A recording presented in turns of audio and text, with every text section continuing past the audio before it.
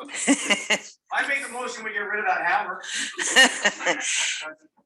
Good morning. I'd like to call the Emergency Management and Protective Services Committee to order.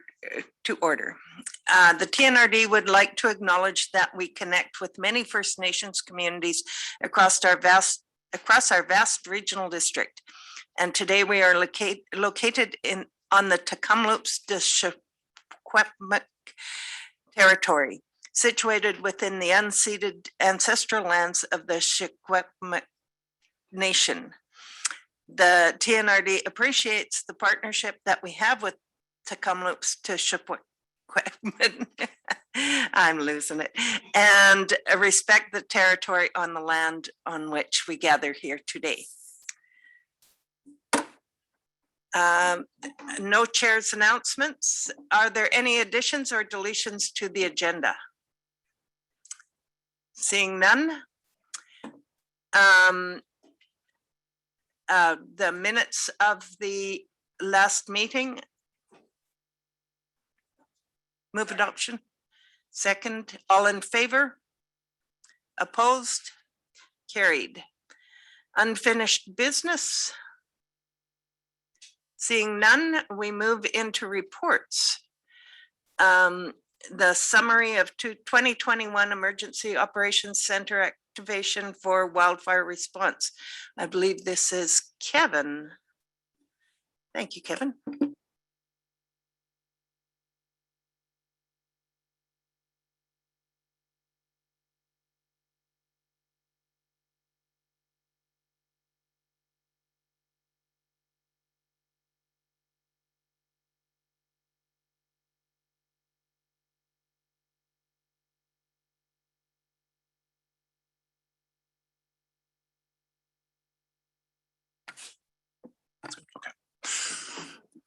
Okay, good morning, everybody. My name is Kevin Skrapnik. I'm the Emergency Program Coordinator for the TNRD.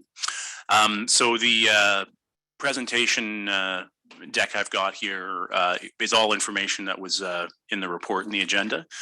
I just thought we would kind of go through a few of the key points just as a bit of a summary of our EOC activation over the summer, and to provide a bit of context, because we do have some representatives here today in person and remotely from the province, and we'll introduce them when we get to the delegation. So with that in mind, I just wanted to walk through a few elements of the report. There's a fair bit of information there, and obviously it's distilling what was an exceptionally busy summer. So we tried to paint a bit of a picture and bring things together without belaboring it too much. So in terms of some of the key dates over the course of the summer where we saw things either shift or come together pretty rapidly. So of course, June 28th, we were in the midst of that extraordinary and record-breaking heat dome event right across the province. That was also the date that the Sparks Lake fire just northwest of town here was discovered. We were already well into the heat wave at that point. Our EOC had already been active. Prior to that, we had already had an interface wildfire south of Linton a few weeks beforehand, but it was very much what we'd call a level 1 activation, where it's basically just kind of a few necessary staff, typically from our emergency program, GIS, communications, things like that, just working individually. On June 30th, recognizing that the situation was very much coming to a head, both with the Sparks Lake fire and elsewhere, we did elevate our Emergency Operations Center to a level 3, which is the highest level of activation, bringing in additional staff, and we set up in the boardroom at the Civic Building at that point. Now, of course, it was also June 30th that the Linton Creek wildfire started, and we were notified of that directly from wildfire service staff on the ground out there shortly after the fire started. And of course, in a short time, both the village of Linton and Linton First Nation were evacuated. So this is some of this would have been from the Sparks Lake fire in early July. This was from a flight that myself and the CAO took to do some damage assessment of the area. And then, of course, the Linton town site as well as IR 18, IR 17, and very much impacted by the Linton Creek fire. Now, this should say July 8th. I don't want to start any rumors. The Embleton Mountain Fire near Sun Peaks, as well as the Flat Lake Wildfire, were both discovered. July 9th was when we were able to conduct the bus tour for Linton residents to return and view the damage that had occurred. July 12th, the Fremont Creek Fire was discovered east of Ashcroft. And on July 13th, both the July Mountain and the White Rock Lake Fire were discovered. And this was from the bus tour that we conducted through Linton on the 9th with a few hundred of residents who came from across the province to see Linton Fire Department there, escorting them through Main Street. And obviously, considerable fire activity right across the region from that point on, just given the conditions we were still seeing. So July 22nd, Spence's Bridge and Highway 8 down to Clapperton were placed on evacuation order as the Linton Creek fire was advancing east-northeast.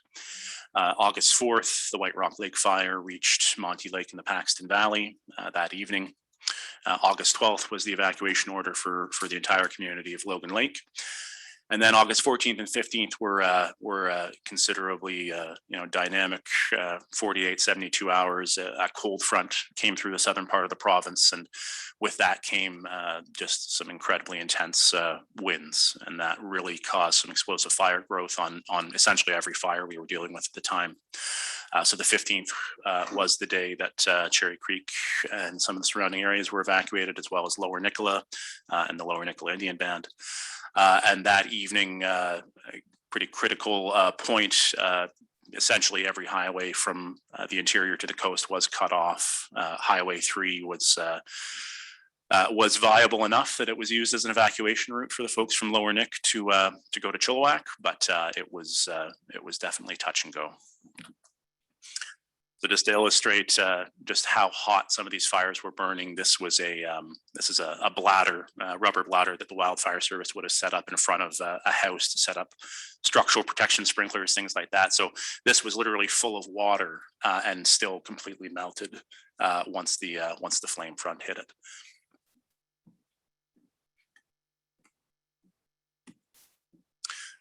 So on the heels of that cold front, thankfully, we did see a bit of a shift in conditions. We saw activity lessen. It was cooler. There was some scattered showers here and there. We started to see our orders moving to alerts. We started seeing our evacuation alerts being downgraded to an all clear.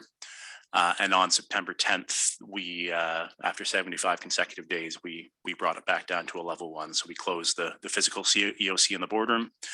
And let people get back to their day jobs for the most part. We are still activated. There are still staff, myself and a number of others who are still working on a daily basis with EOC response related work, but we have been able to let most people off at this point. So in terms of the statistics around the season that was, so staff in the EOC, we had 55, and I've included 2017 in here just as the most recent benchmark busy season in the region. In terms of the hours worked, roughly the same in the 96-hour range. That is just for the TNRD staff and the staff working in the EOC. That isn't inclusive of contractors, folks like Dale who are working at our resiliency center, and I'll introduce him momentarily. In terms of the number of evacuation alerts and orders that we issued, it was a staggering amount. It was 293. 193 of which were evacuation alerts and 100 of which were orders. So you'll see compared to 2017 when there was 45 in total. And 2017, obviously a bit of a different season. We did have a complex of fires in the North Thompson, but beyond that, kind of the main incident of concern that year was Elephant Hill. Whereas in 2021, we had a much more widespread event going on, a number of fires, of major consequence burning simultaneously. EOC costs incurred, you also see in the neighborhood of twice as what we had in 2017. Now, I will say that the vast majority of these costs, if not all of them, are reimbursed through the province, through Emergency Management BC. And I think in broad strokes, just to give some context to why these costs are significantly more than 2017. So with that geography involved, with this being over a much broader area, a key component of what the local authority does in these situations is basically providing the security and access control for these areas. Now, with some of the resourcing challenges that were happening across the board this year, we did have to engage a lot of private security, traffic control contractors, things like that. And those costs add up. That is a big chunk of that 5.2 million was for contractors to provide that security service. In terms of structures lost, now this is strictly just statistics from the electoral areas. So this doesn't include the village of Linton, doesn't include structures lost on First Nations land. And this number, I can almost guarantee you, will change over time. We are still becoming aware of additional structures that were destroyed. As recently as this weekend, Dale and myself were in Monty Lake trying to clean some of that data up. So this is, in broad strokes, a number that we've built based on what we've been able to observe in the field, but it likely will shift as we start to distill this down a little bit more.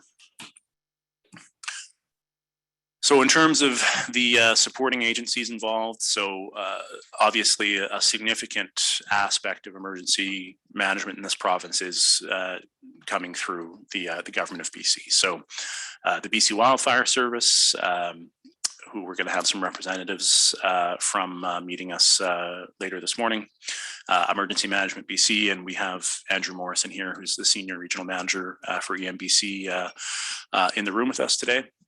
Ministry of Transportation and Infrastructure, as well as their highway maintenance contractors. As I said, a huge aspect of the work done this season was around access control, and obviously MOTI's jurisdiction over the highway system forms a pretty key part of that. Ministry of Forest Lands, Natural Resource Operations and Rural Development. Now, both the Wildfire Service falls under that ministry, but also in terms of on the back end now, where we're dealing with some of the post-wildfire hazards, and we'll speak about that in a second, landslides, things like that. The Flint Row Ministry plays a pretty key part in that. Ministry of Environment now, definitely in terms of where we've seen that most involved. MOE was responsible for a lot of the environmental concerns and assessments in terms of the village of Linton after the fire had gone through, ensuring that testing was going to be up to snuff to ensure folks could be safe in there. Of course, RCMP, other law enforcement agencies were quite critical. Office of the Fire Commissioner, and then Environment and Climate Change Canada was delivering essentially daily weather briefings for us, in terms of decision support, so we could understand what the weather was going to be bringing us. And I'll say the support we had from all of these agencies was extraordinary. We had we were provided what we asked for. And the professionalism and the responsiveness we had from them was first rate. So in terms of emergency support services, so these are the supports that are in place for people who have been evacuated from their primary residence. So the city of Kamloops, as they did in 2017, stepped up in a huge way. We do have a memorandum of understanding with the city around emergency support services. So their team, which is a team 100% composed of volunteers, as I will note, put in over 1,500 hours over the course of 76 days this summer, supporting 3,600 odd evacuees from across the province.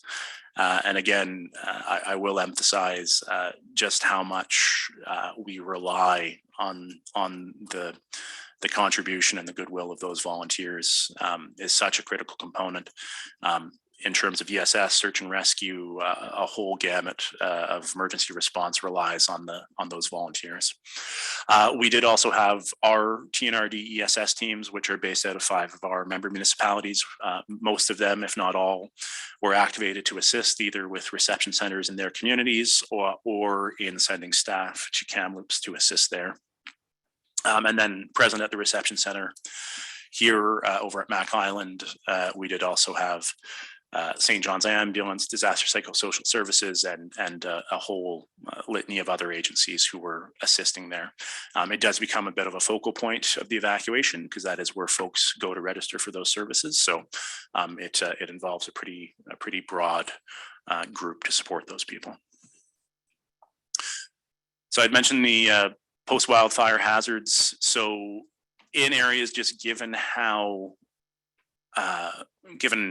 intense some of these fires burnt, as was the case in 2017, we are going to see some considerable issues going forward in terms of landslides, debris flow, erosion, things like that. These fires have altered the ecosystems and the geology of where they burned.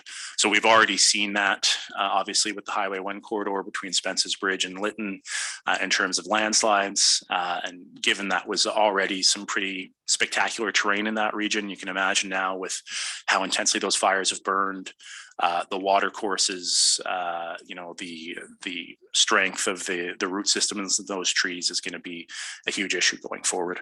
And actually the previous photo here, this is from the Dead Man Vedette Road, similar concerns there, where you can see ahead of the pylons in this photo, there's already been erosion that has cut off the road. Boulders, things like that coming down just because so much of the vegetation and the trees that were in place have been compromised. So there's really nothing to hold back that debris from coming down.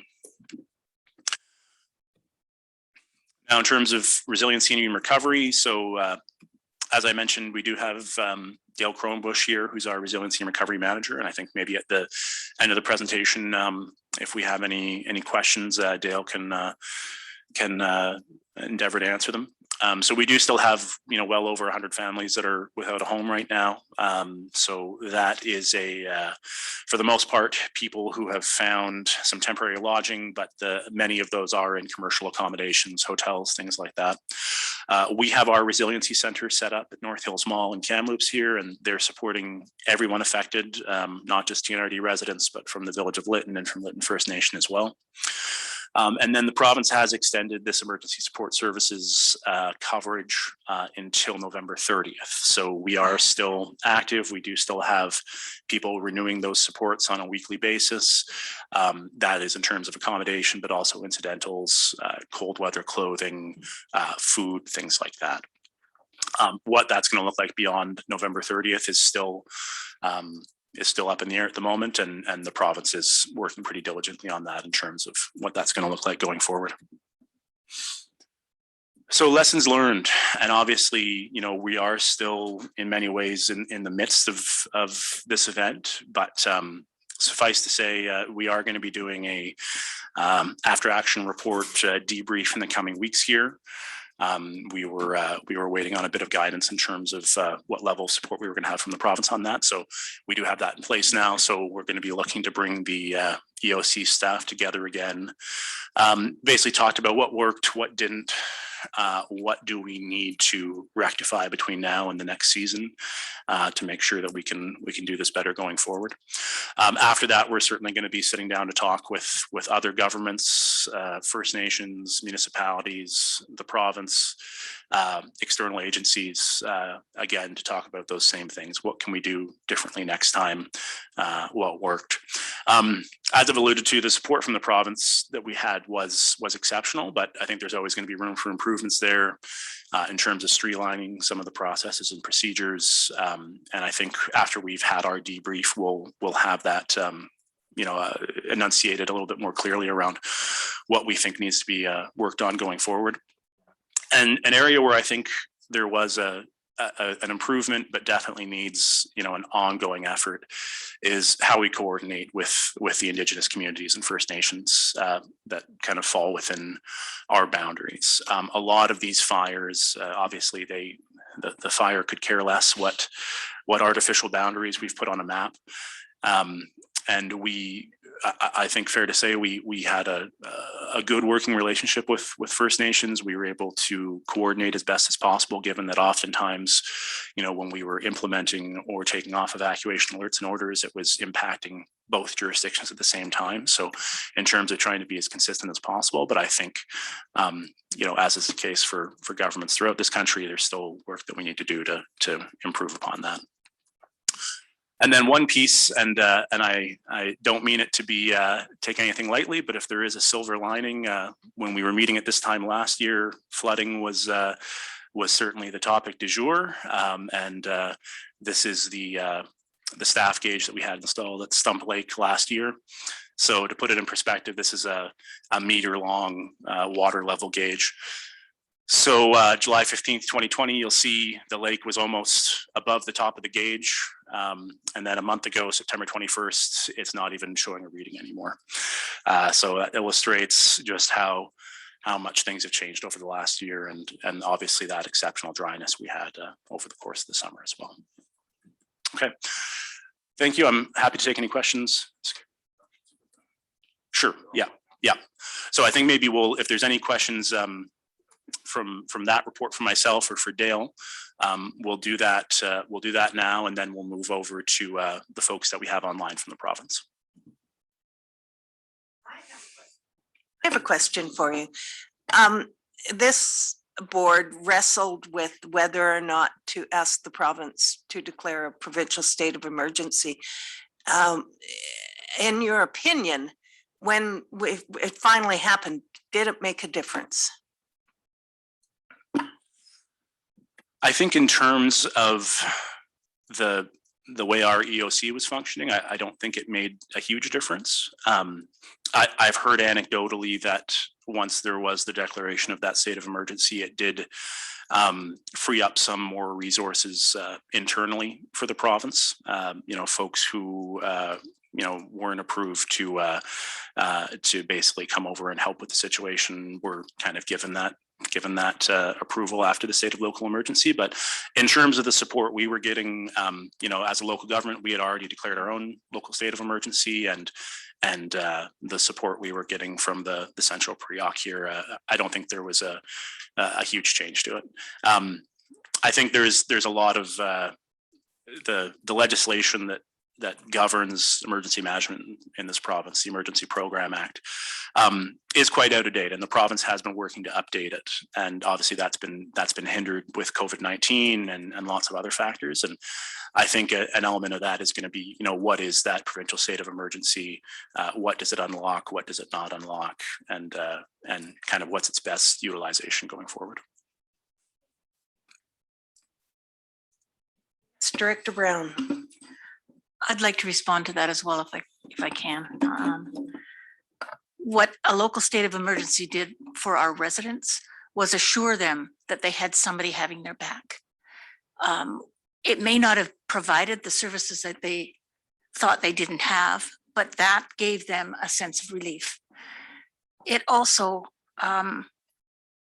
had the ability to remove tourists from our backcountry, and to have the ability to ask tourists to stay at home.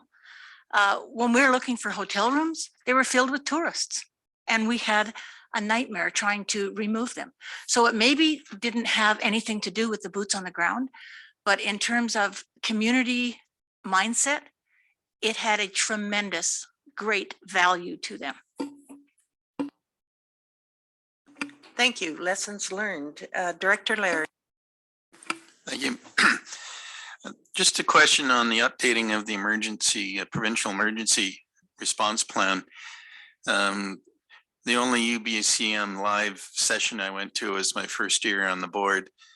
And I sat in on the new directions coming from Emergency BC. It was very well put together. And it was supposed to be in place by 2021. Has anybody got any idea where the timelines are and when it might be updated?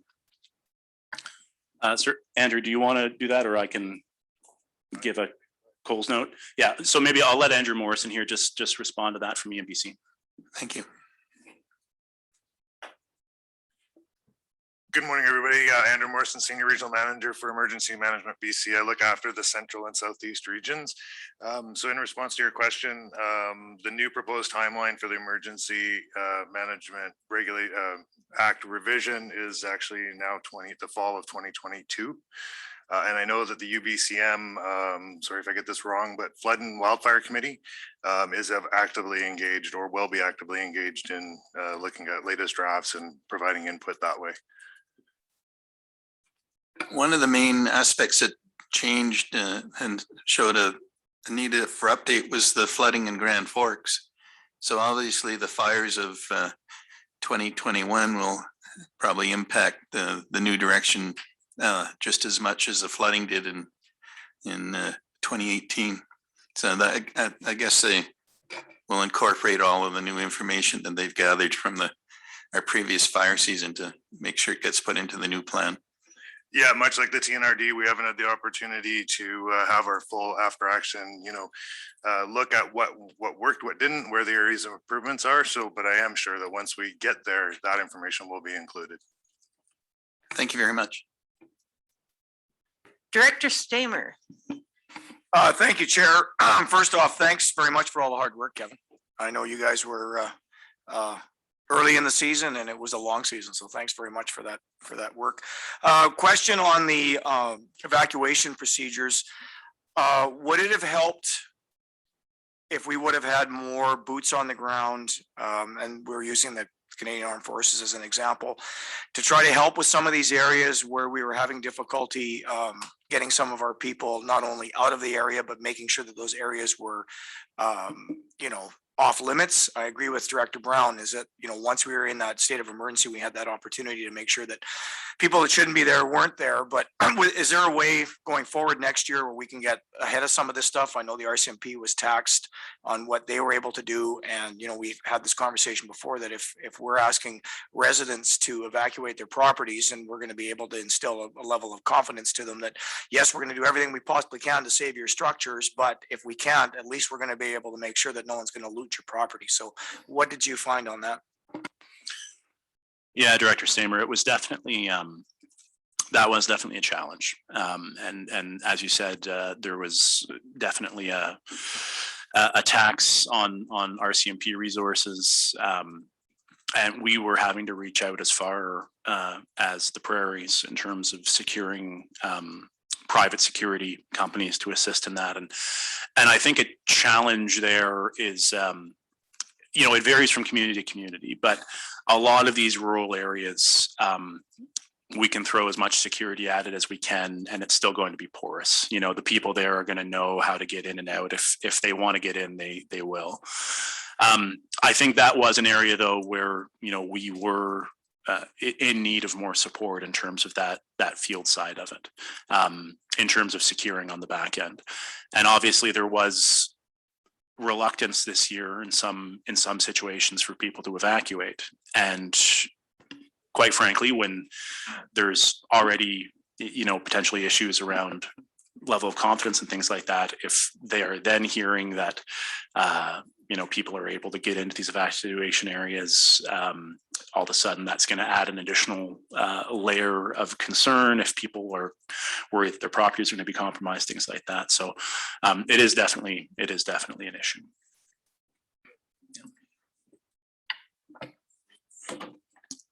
Chair Watson, I just wanted to know if Kevin, you wouldn't mind introducing our guests. I know a few of them are on tight time schedules, and if there's questions for them, I prefer to have that now while they're available, if that's okay with the chair. It's for me. Yeah, certainly. So on the line right now, we have Ian Meyer, who's the Executive Director of the BC Wildfire Service, Eamon O'Donoghue, who's Assistant Deputy Minister with Forest Lands, Natural Resource Operations and Rural Development, and then Caitlin Baskerville as well, who's the manager of the Kamloops Fire Center, which is the regional response center for this region. So yeah, we have these folks for about an hour. So I think what we might do is steer some of the questions that are more specific to the BC Wildfire Service to this timeframe, and then myself and Andrew and Dale and everyone else in the room, we can maybe pick up after they've had to sign off here.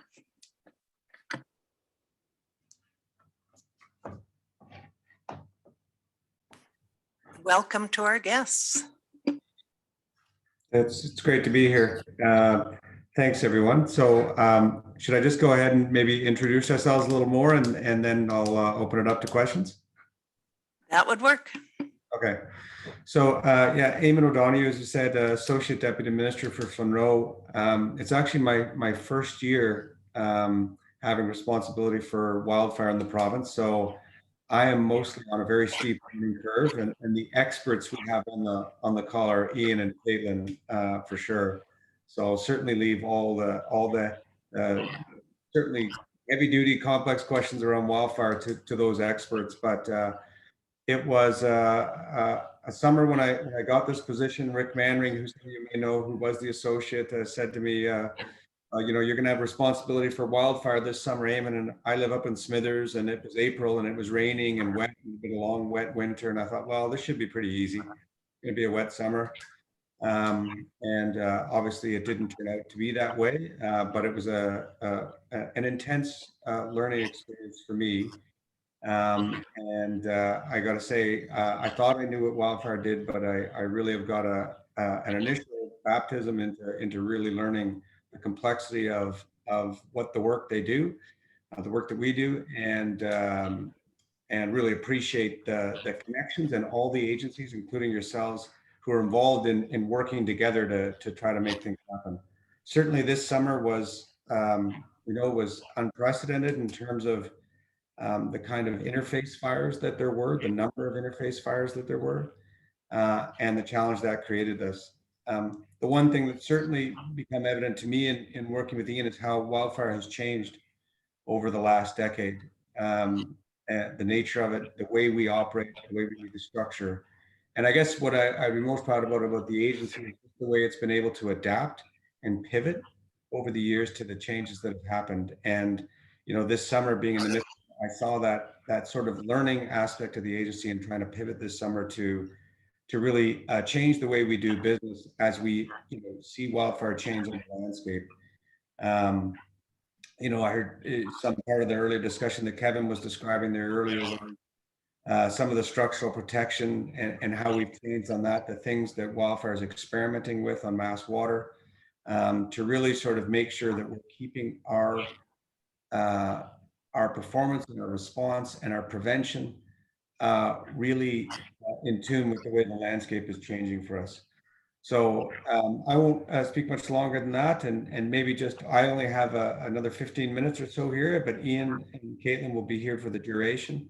And certainly willing to take any questions now to open it up, or we can turn it over to Ian and Caitlin, whatever you guys would prefer. Director Gillis. Thank you. I have a constituent who's a rancher who has grazing permits, extensive grazing permits. He told me that because of a policy change with the Ministry of Forests a number of years ago, that a lot of the byproduct from logging that used to be gathered up and burned in a slash pile is now scattered throughout the clear cut and left there. He said to the point that he has areas in his on his range that he can't ride a horse through.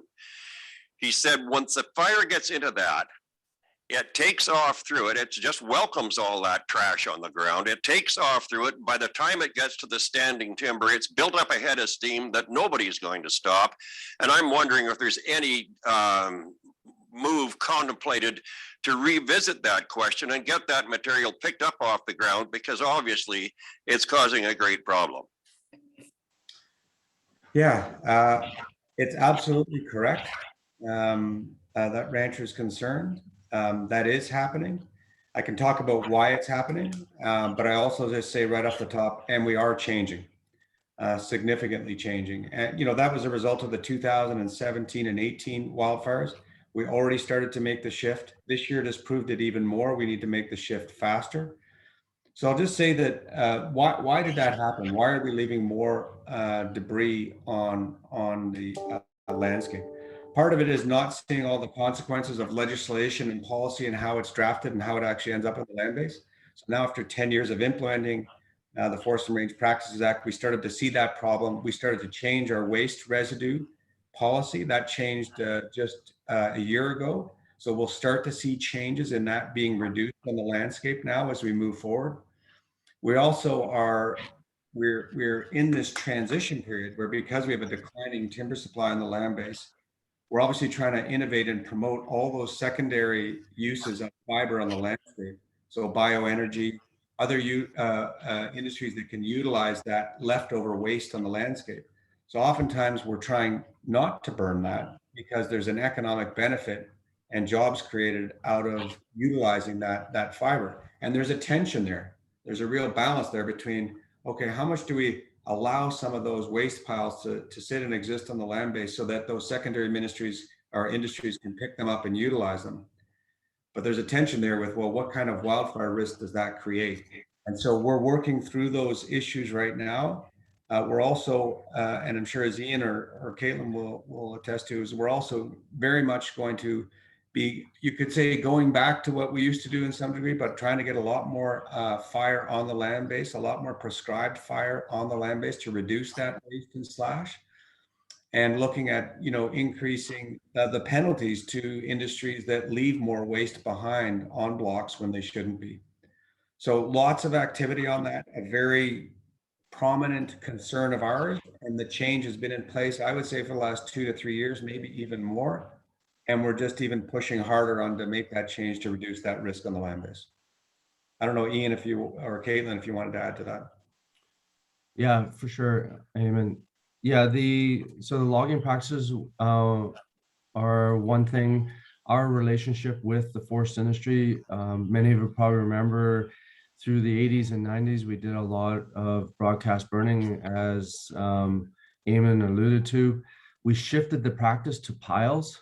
And so you have these black dots all over the landscape, but it doesn't address the fuel loading across the block. And so our focus on cultural and prescribed fire and bringing the forest industry along with us, they're interested, but the practice has also been eliminated for quite a few years. So we're in this spot where we're now re-engaging and getting that expertise back in place. A lot of the old burn bosses of yesteryear have retired.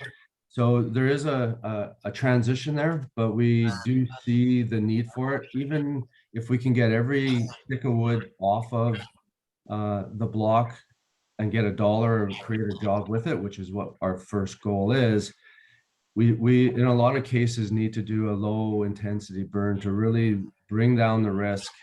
And there's a positive, in most cases, a positive impact for the ecosystem, the silviculture, especially down in the southern part of the province. So that's all I have to say. Thank you. Another question from Director Laird. Thank you, Madam Chair. One question is on private land logging. I don't think the provincial government has the same jurisdiction over private land logging as they do under blocks. I've been on several sites where they've had private land logging. And I found it very interesting. The mills basically said the type of wood that they'd accept from a block, like private land logging. And I couldn't believe the piles of wood that were left because the mill wouldn't accept them. And even the operators that were doing that particular logging area were not, part of their license is not allowing to use the product that just laid in the bush. And it was unbelievable piles. And I was just in a very small private land area. So I don't know how that needs to be looked at and addressed. The other question I have is a little different. For how are we going to start planning, community planning around wildfires? It's been a long talked about discussion. I think Logan Lake was a prime example that had a wildfire protection plan in place. I remember when that was all done, it was part provincial and part local, involved their local forest management. But that's a prime example of having a good community plan in place, and it actually worked. So when do other communities are going to have the same opportunities to look at doing community fire protection like that? Merritt's a prime example, completely surrounded on the north side with pine trees. We did years ago, we did do a tree thinning, but that's the extent of what's been done. And so just a question around funding for wildfire planning. Yeah, maybe. Eamon, do you want to take that one or? Yeah, I'll take the first part of it, Ian, and let you jump into it. So the two elements there, the private land logging, and I'll just share this just because of my own experience. I have an acreage and I was actually wanting to create a fire break. I was clearing some land to do that and got somebody to come in and log it. And because I didn't think about, because it was a lot of aspen, about how that could be utilized by the local mills or industry, wasn't really logged in a way that happens. And I think that might happen on private land a lot, where it isn't logged in a way that foresees the utilization necessary that the mills require. And I know in my case, I ended up burning a lot more than I wanted to burn because of that. I don't know if that's something that occurs more often. I would say on private land, because we have less authority, we need to incentivize the private landholders more to be able to kind of clean those things up appropriately and have them want to take advantage of reducing the fire risk on their own properties. Certainly, I know that's what I'm doing on my property. And I think, summers like the last summer certainly are a strong incentive for me as a landowner, and I hope others, to try to, undertake logging in those cases in a way that reduces fire risk. The second question is excellent. Certainly this summer was a wake-up call. We're in the middle right now of drafting a Treasury Board submission to look if we can increase the revenue or increase the resources and budget to try to increase our programs around wildfire risk reduction and around Fire Smart, those elements that really helped out in Logan Lake. There is programs that exist today for communities to do that. And what we want to do is even incent that more. Now, we'll see if we're successful in this in getting more dollars to it. But I'm pretty optimistic that I think we will, and we can expand the kind of fire smarting that we did around places like Logan Lake. It certainly stood out. Our minister and the premier, went to Logan Lake to look at the activity there and really saw the difference that made, including, bringing in cattle grazing in closer to communities to keep down some of the dead grass, including, removing fuels from the forest right adjacent to the community to individuals, fire smarting their homes. So there's a whole series of things there that really added up to success around Logan Lake. And, our Treasury Board submission to try to seek resources is reflecting a lot of those elements. Ian, you want to add more detail to that? Yeah, I think on the private land side, our only real avenue in a prevention and preparedness respect is through the Fire Smart program. And like Eamon said, we have to increase our incentives to make sure some of the larger private land activities are done in a way that helps reduce the risk and not increase it. The also the community planning and through the Fire Smart. And one of the things that has been different with the CRI, the Community Resiliency Program, is that we committed to looking at the program at a minimum of once a year to continually improve that program to make it so we can, the communities have easier access to the money. And when you look at the 7 disciplines of Fire Smart, planning is one of the 7 disciplines. When you start to look at the community plans, it really helps the community understand their limitations, but also where they need to put more work into to be better prepared. More importantly, it allows us as an organization to be connected with the communities at the local level. And I think what you will see going into the future with BC Wildfire Service is a commitment to be working with local capacity to build our capacity locally, whether it's the ranching community. We have a good relationship with the forest industry right now, but we need to continue to build it. Our First Nation communities, they have capacity that we need to tap into and be able to train and have those people ready to go. And Fire Smart is a way to connect all the dots. And so the question around how do we get more communities on board, that's us working together to really find out where a community is at. The program CRI is designed to not force all communities into doing fuels treatments around their communities if they weren't ready or they didn't have the capacity at that time. We really want to have communities come along and develop at their own pace, doing what they have.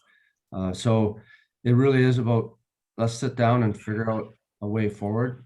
I think there's always a way forward. We just have to listen. And so, like Eamon said, we have a Treasury Board submission that I'm spending a good chunk of my time on right now to make sure that we do get the resourcing.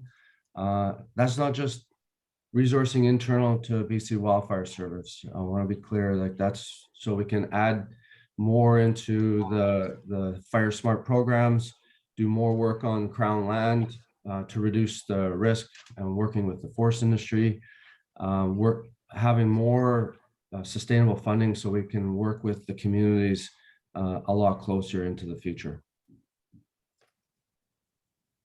Thank you very much.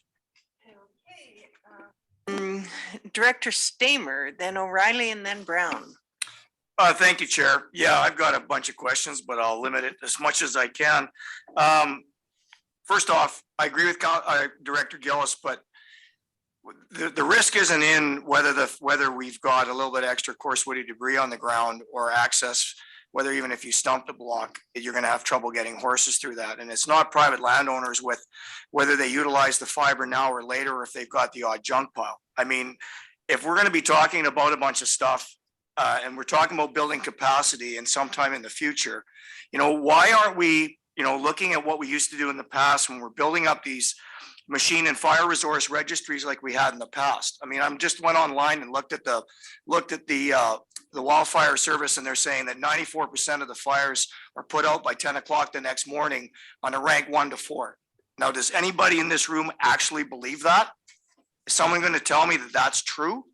Because I would call BS on that.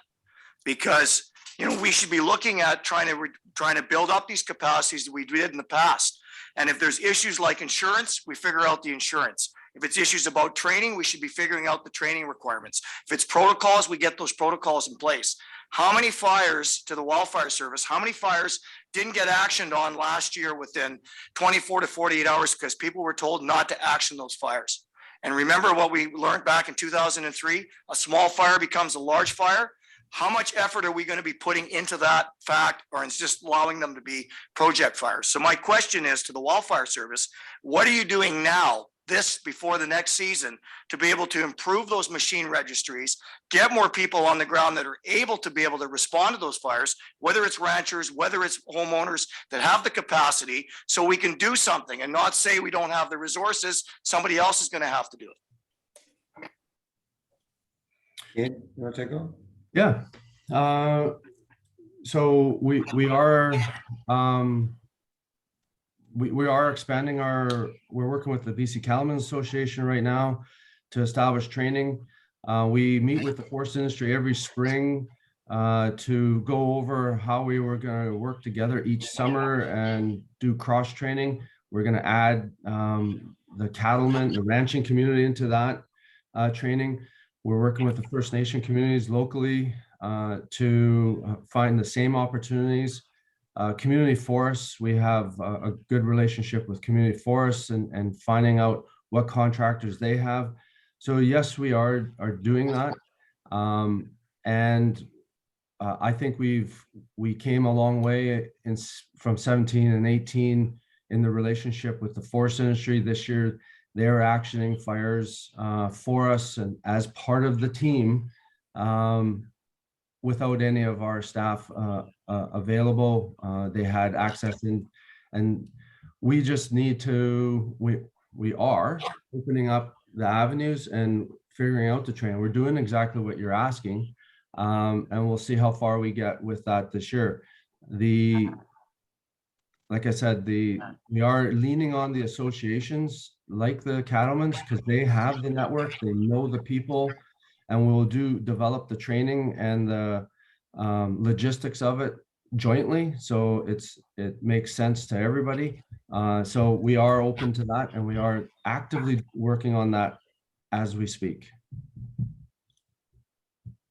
Thank you. As a supplement, if I may, that sounds all well and good, but I also know that from boots on the ground that there's a lot of issues in regards to how these fires are being actioned, who's responsible for it, and what's actually occurring. And from what I understand, there's a lot of friction between the wildfire service and the people that are actioning this stuff. And it seems like there's either my way or the highway in a lot of these instances. So, where are we going to be able to have the opportunity to be able to review some of these instances that have happened so that we can actually get to the bottom of some of this and not just have someone like yourself tell us that everything is well and good and we're going to be fine next year? That's why I've asked numerous times for a tactical review and being able to look at some of the hard data and being able to see what worked and what didn't work, and not just have an agency tell us that everything is okay. Maybe Ian, I'll just give a quick response back on that. So we do those reviews every year. I know what I've seen from wildfire is that when they do those reviews, they look at the data, they look at the real data, and they respond and they change their sort of actions and behavior based on that. And certainly, I don't think after we do that, there would be any problem. I think we would love to come back to this group and share what we found in our after action review around those kind of things.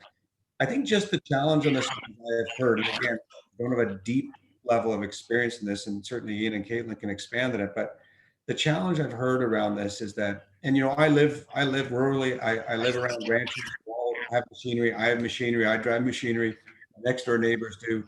And I think, if a wildfire came, they'd all want to be engaged there and help stop it. I think the challenge is that there's especially liability around property that if they're not part of the team, if they're not engaged in the training and part of the wildfire system, it doesn't mean they have to be directed every moment, but part of that system, then there's a huge liability that those individuals take on if, they go into places and damage property and, if they do it as an individual, all of a sudden they're liable as an individual. They're not covered by BC wildfire. So we just want them to be part of the team so we can follow first a trained approach to make it most effective, their actions. And then two, so that, they're not out on their own, hanging their neck out, being vulnerable to lawsuits and that sort of thing. So. Okay, thank you very much for that. Director O'Reilly. Thank you, Madam Chair Watson. There's so many threads to go on here, but I'm just going to try and keep it with specific focus. One being throughout the wildfire season, I heard specifically when there were contractors that were ready to work to put out fires on behalf of the government to help. They were literally sitting there with their full crew until 10, 11, 12 o'clock every day, waiting to get the go ahead that they could actually go out and start fighting the fires. And this wasn't just a one-off occurrence. This was every day that I was getting texts and photos sent to me saying, we're sitting here waiting, we want to go. And so I feel maybe there could be some efficiencies found. And again, these are contractors, loggers. They're not government workers. You know, they work on a different schedule. They're ready to go. And so it's great to say we have X amount of crews working, but if they're not actually working at their full capacity, it's just a number more than anything. So if you could address how that may be dealt with next year. And second question, I think setting expectations as to what a wildfire event is. And I say wildfire event as opposed to season, and what the expectations are that, you know, BC Wildfire and the TNRD, we're not going to be putting out all of these fires. The number one goal is to save lives, structures, and infrastructure. And that seems to get lost when you see in the media, you know, going back to Eastern Canada and there's just forests on fire. That's going to happen. That will happen, has since the beginning of time.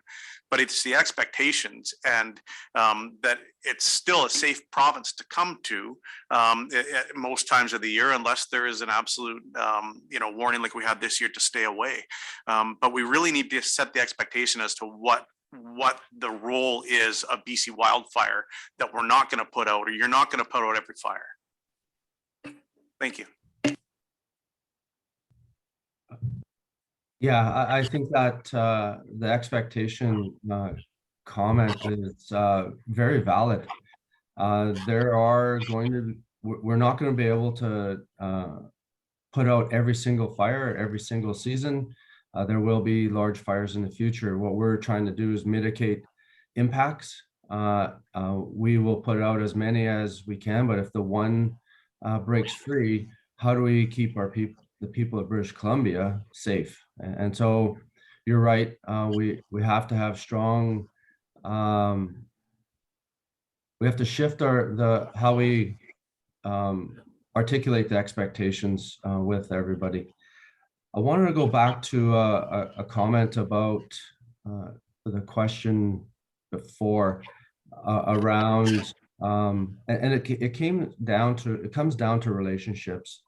You know, there's a tension, I think was the comment. When you try and get to know each other and figure out how you're going to work together in the heat of battle, that's the wrong time. We need to shift, and we need to be working together now into the spring, so we understand each other and what our capabilities are. So there's a level of comfort, and we can get moving on things and get out the door. And we understand the system that we have to work within. We understand the expectations. So that's where we need to shift. It's not picking up the phone and phoning a logging contractor when there's a fire. We need to do it before, so they understand how, and we understand them, and we listen to their years of experience working in the forests. So that's where, as an organization, we are going. This my way or the highway doesn't work, and it never will work. And so we do need to shift as an organization, and we are. Caitlin, I'm just wondering if you want to take that question. I think the first part of the question just around the equipment, that the equipment was sitting idle there. Yeah, well, first, thanks, Eamon. I do want to comment that a point of success for the Kamloops Fire Center was how many fires that we had that we call industry fires. So led by industry with our overview and our surveillance of it, but largely led by industry, and the successes that we had in the region to be able to quickly enable heavy equipment operators and the like to directly act in those fires. And the amount of communication that's required in the protocols that we follow in terms of their daily plan of what they're going to do on the ground, and feeding that back to the zone and back to the centers, that we can have an overview to say, yes, press, you know, go forward with those actions on that they're going to do in that day. In terms of equipment sitting idle, I am aware of times where that process, for us to have some overview, just given the nature of the season, there could have been delays. And I'll be the first to say that at times, maybe those heavy equipment operators staffing up their plans for that day and a delay in terms of the green light to go. And then that maybe only coming through at 10 or 11 a.m. And I think as we look to evolve our processes, aligning our cooperation with industry so that they are able to get out there first thing in the morning like they're used to. And they are used to being operable by 5 a.m. usually. So that means that we have to maybe, in terms of our operational planning process, roll that back so that we're approving plans the day prior, the night prior, so that they can be on ground the following morning. So one of the things that I want to tag on with what Caitlin said is, in a season like this year, the plan we make last night and the burning activity we run night shifts on all of our fires. As long as we have resources, we're running 24/7. Those plans that you make last night, depending on your fire activity, you may be going back to the drawing board at 4 or 5 a.m. And so hopefully we all can appreciate the dynamic nature of the business. But like Caitlin said, we are taking a hard look at all our process. We do that every year to, again, streamline. We can't hold up resourcing for an administrative process.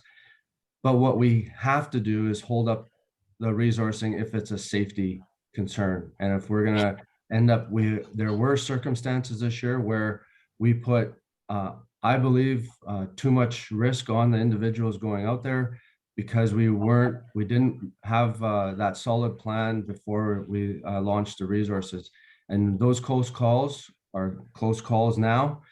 I don't want to be going to anyone's funeral because we decided to rush out the door in a very volatile situation. So there is a happy medium there, and we just have to find it. Thank you. Thank you. Director Brown. Well, I have a number of questions and a number of concerns. When we talked about the liability for individuals going in to these areas with their machines, these are people fighting for their lives and their lands and their animals. They don't usually have worries of liability at that point when they're trying to protect their own interests or their neighbors' interests. It becomes a community. And I really think you need to really hear that. The other thing is machine registry. These contractors wait 90 days before they can bill, and they have to wait another little while before they get their paychecks. 90 days in that industry, having to pay your staff and having to pay your machine bills and your gas adds up tremendously. So if we've got a lack of machines on a machine registry, it's probably due to the way the payments are made to them. They can't sustain that kind of cash flow out of their bank account. In terms of the tourism side to it, when Cane Valley was on fire, the police, the RCMP and Merritt was sent out to, I think, 3 or 4 homes. There were 2 campgrounds there that nobody told them about that were filled with tourists. And there was, I may be wrong on the number, but there was about 90 people there that they had to evacuate. They were missed completely by everyone. The other thing I wanted to talk about was Merritt is different than Logan Lake. We have a very small land base, so we can't go out to our lands that are either Crown or First Nations to mitigate our city. We are reliant on other resources. We have tried, but we have gotten nowhere. We are also an under or over 5,000 community, and Logan Lake is under. They had provincial resources to be able to put their plan together. We don't have access to those resources. So there are differences that can make a big change to how we can manage the forests. The other thing that was constantly brought to my attention from the ranchers were the burning of the grazing lands and their access in and out of their lands. They had animals that they were given a couple of hours notice to get their animals out of there. A couple of hours notice just doesn't do it when you've got cattle on a range. And I know it's not easy to get them out of there, but the burning of the lands while the animals are in there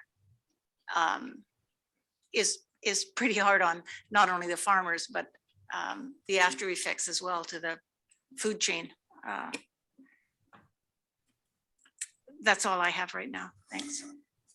Okay, well, maybe there's definitely a few questions, great questions in there, and maybe I'll just take a shot at answering the first one and maybe part of the last one, and then I'll turn the others over to sort of Ian and Caitlin. But you know, the concern about liability and how do we get you know, ranchers, rural living people involved in helping to fight wildfire. And you know, I know from my own experience, you know, as I said before, I have a quarter section. I live out very rurally.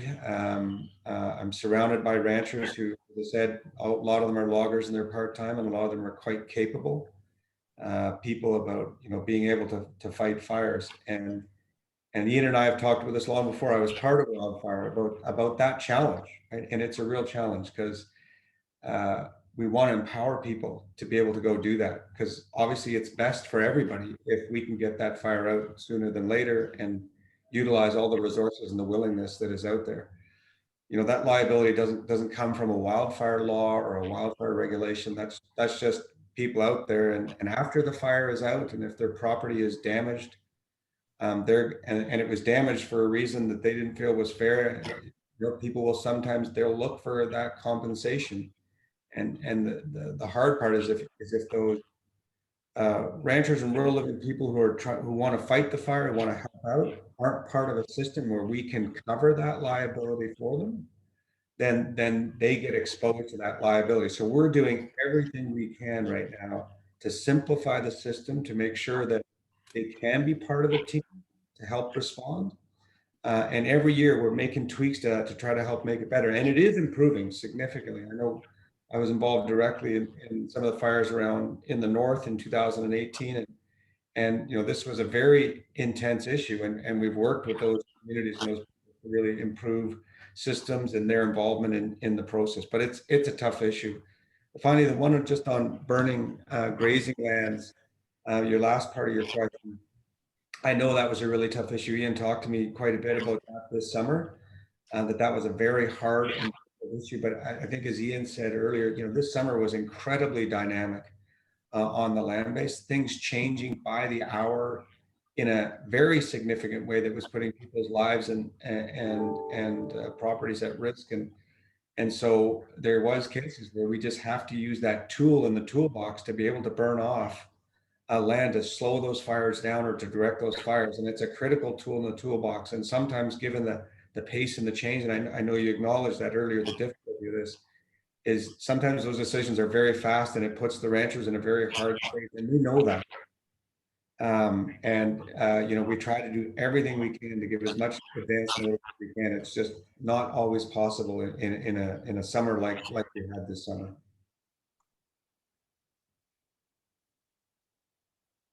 Thanks, Simon. I have seen communities being very united while the flame is there. I know when the smoke is lifted, communities get ripped apart because of the liability and the decisions that were made in the heat of the moment. So I agree, people are making decisions to save their livelihood. Our preference is we're making those decisions together so we protect each other and not expose any one individual for those decisions that are made. So I do, the decision and involvement of locals is critical to our success moving forward. We have to be able to assemble local capacity on the fly. The only way we do that is if we have relationships going into the season and year round.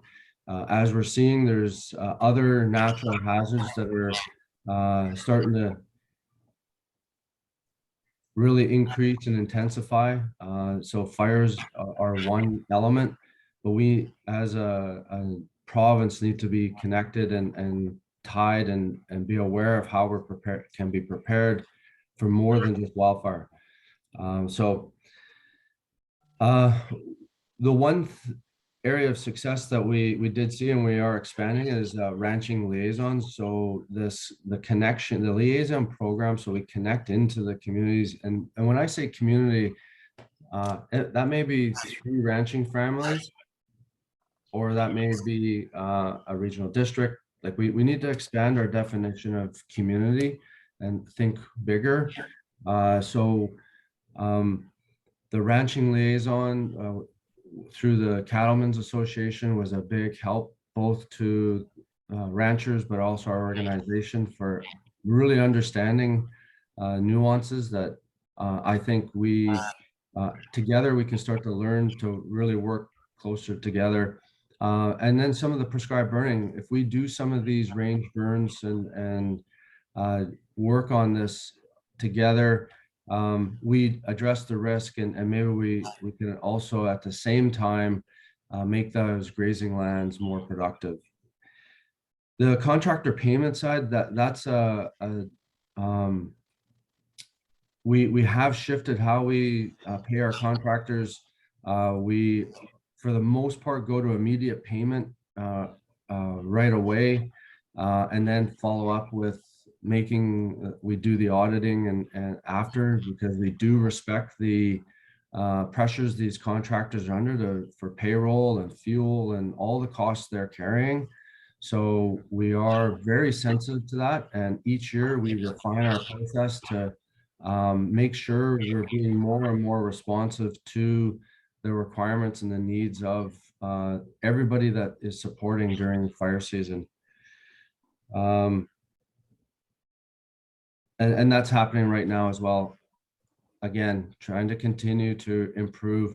We are trying to get more and more of our payments and contract work done electronically, so we don't have to email or go back and forth for signatures and everything else.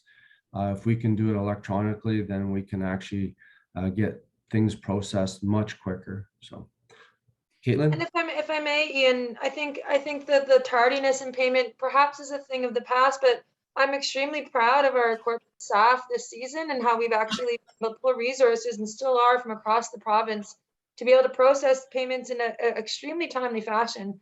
And so if there are outstanding payments, I'd be definitely curious to hear what companies, and to make sure that we're expediting those. But so far, the fight is still on for our corporate staff, and to get those payments out, to continue to hold those relationships strong with industry.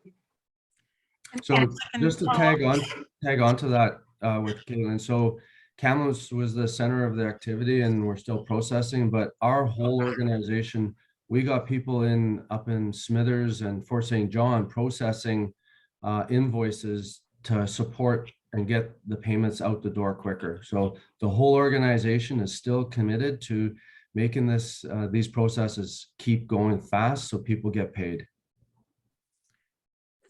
The other question I had was on payment to or through the ESS. We had one restaurant in the city of Merritt willing to participate in this process because it was so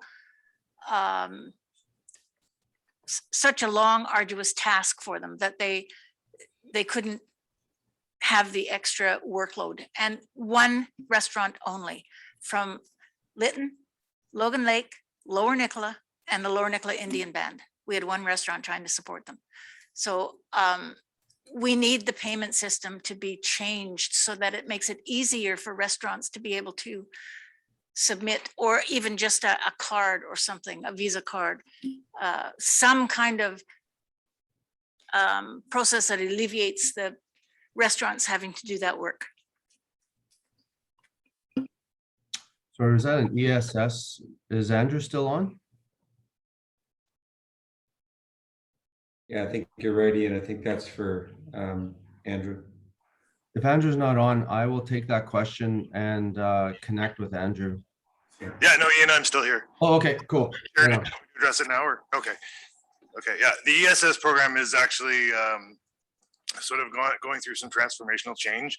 We're going to an online registration system, which will then allow us an online automated referral system, electronic transfers and whatnot, which will expedite that process. But yeah, some of the challenges were identified, and I'll flag the one for merit and see if there's anything we need to do to follow up on that specific case. Thank you. I'm going to shuffle a bit to give a chance to people who haven't had a chance for a question yet. Gillis and Stamer, you're getting stuck at the bottom of this list again. Quinn, Smith, and Rothenberger, please. Quinn. Thank you. I'm not a committee member, but I have a question to ask, and I defer to the committee members first, Chair. Okay, Robin. Thank you, Madam Chair. I obviously have a lot of comments with regard to our fire season this past year, but I'll try and keep them succinct. The first thing I want to say is I think that we need to acknowledge that the heat wave that we had and the even in comparison that we've just seen from 2017 to this year, the exception that this year was, because I think many days there was upwards of 100 fires in a day. So I think that's really, really tough for anybody to manage. And obviously I have a different perspective because we managed to come out of it in a good place, or as good as we could ask for, I think. But there definitely is some observations that we have made, and I know that there's a lot of challenges around the creation of community forests and all of that sort of thing. But really, at the end of the day, it has to start the work that the mitigation work has to start at your back door and go out from there. One of the things is mitigation areas, access to Crown lands that are close to communities for the purposes of mitigation. It's hard to get access sometimes to Crown land, and I think we all know that the process can be lengthy. So I think that just streamlining that process as much as we can to get access for people to be able to do mitigation work on Crown land. The other thing is the ESS has come up a couple of times. I think consistency. I did hear a few times from different ESSs that would depend on where you went. So I think you mentioned that that's probably going to be streamlined anyways, but I just wanted to mention that as an observation. And for us, I had a lot of opportunities to observe things play out over the course of several weeks, and sat through many updates from BC Wildfire and heard a lot of the concerns, and as challenging as it is, I know BC Wildfire worked really hard to work with the ranching industry, and I think there was a lot of work done in that area. I think it can be, there can always be more. And I think in the Indigenous community as well, I think there was a lot more collaboration this season than 2017. And obviously we can always build on those too. But I think at the end of the day, I think BC Wildfire Service did do a good job with what they had to deal with. I can't imagine the stresses that a lot of people were living day after day after day for, weeks and weeks on end. And I think I'll go back to my comments through the wildfire evacuation for Logan Lake, that it sure would have been nice to have additional support. I do believe that having access to armed forces during periods like this and streamlining that process is something that would be helpful to all of us. So those are my comments, and I'm more than happy to help and speak to anybody who I can be helpful to in terms of Fire Smart and what's been done in Logan Lake. So thank you. Yeah, those were excellent comments and questions, and thank you for the acknowledgement. Certainly, when I watched the wildfire crews this summer and the effort they put in, it was pretty extraordinary. It was a marathon this summer, and not just obviously the BC Wildfire staff, but all the staff involved, contractors, community members, local fire departments. It really was an extraordinary team effort. And as Ian said, if we hadn't done all that pre-planning in advance of the season from 2017, that wouldn't have worked as well. This summer would have been a lot worse. But because of those relationships built and those efforts from all parties, it really came together, and we have a lot of room to continue on that improvement path. I do want to say we had access to the armed forces this summer. They did help in evacuations. In 2017, the relationship there wasn't that good. It was a bit funky every year again. We've really improved on that. This year it was better than it was back then. And those are good thoughts just about how we can make that even more effective. But certainly they can be very effective in helping us on helping to get people out.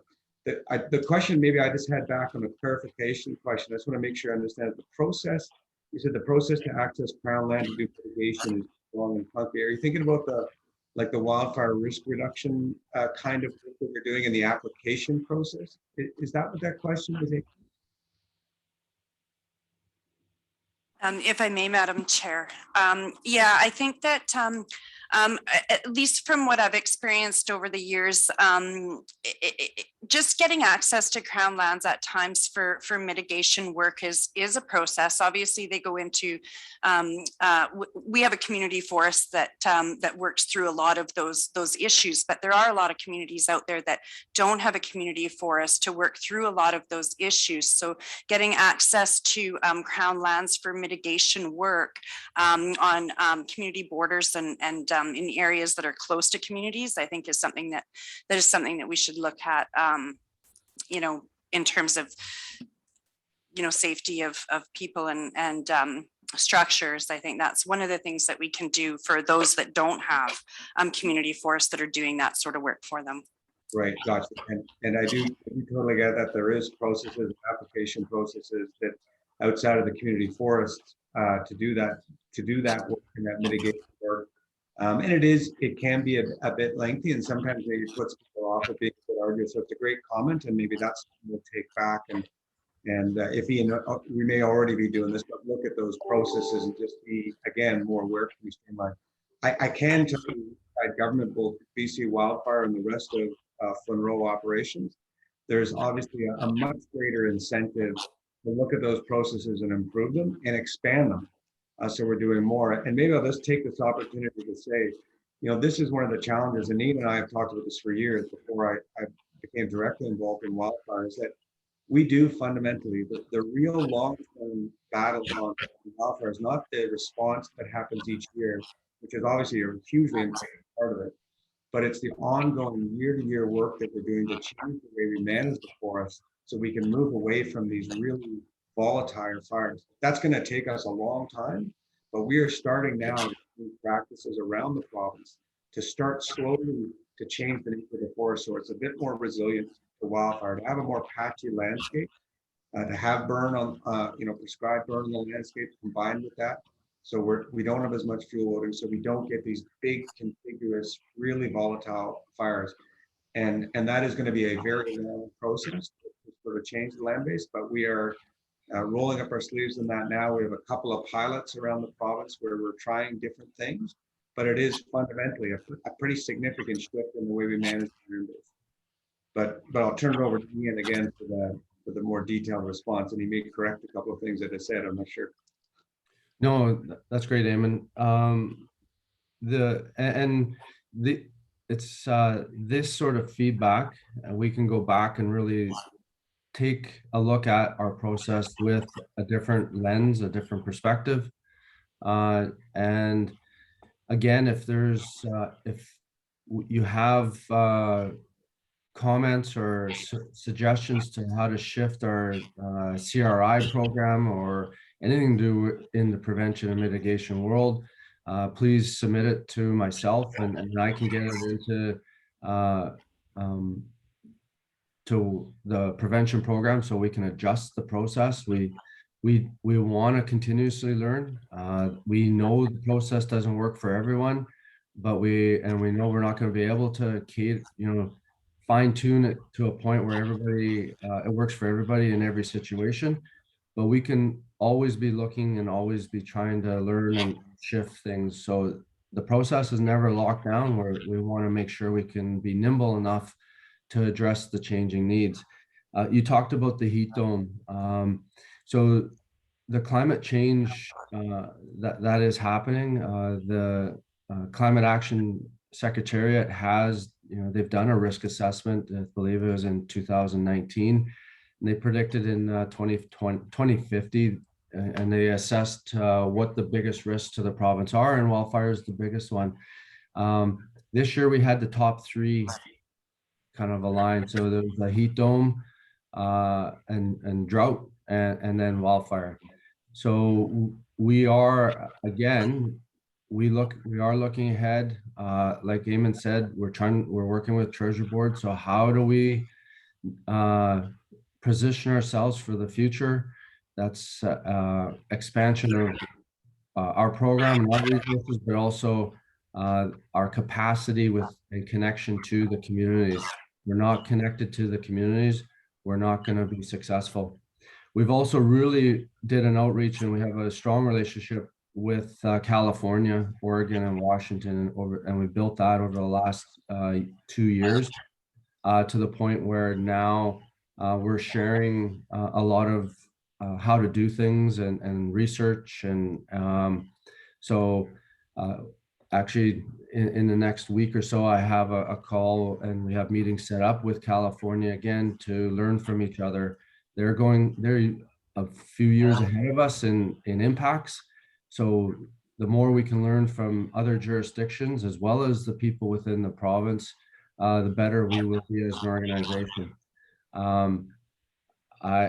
There was a comment about earlier around me sitting here and telling you that all is well and good.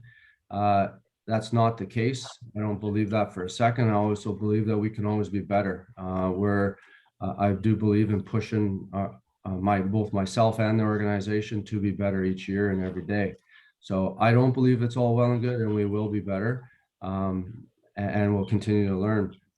The armed forces, again, that's Eamon mentioned how we've been able to evolve that relationship. This year, the request for assistance, the last time we did a request for assistance in 18, it took almost 2 weeks to get that through all the channels.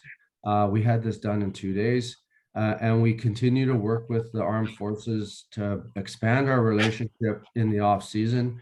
And so that there is a desire from the armed forces and BC Wildfire Service to build a much stronger relationship so we can expand their capabilities.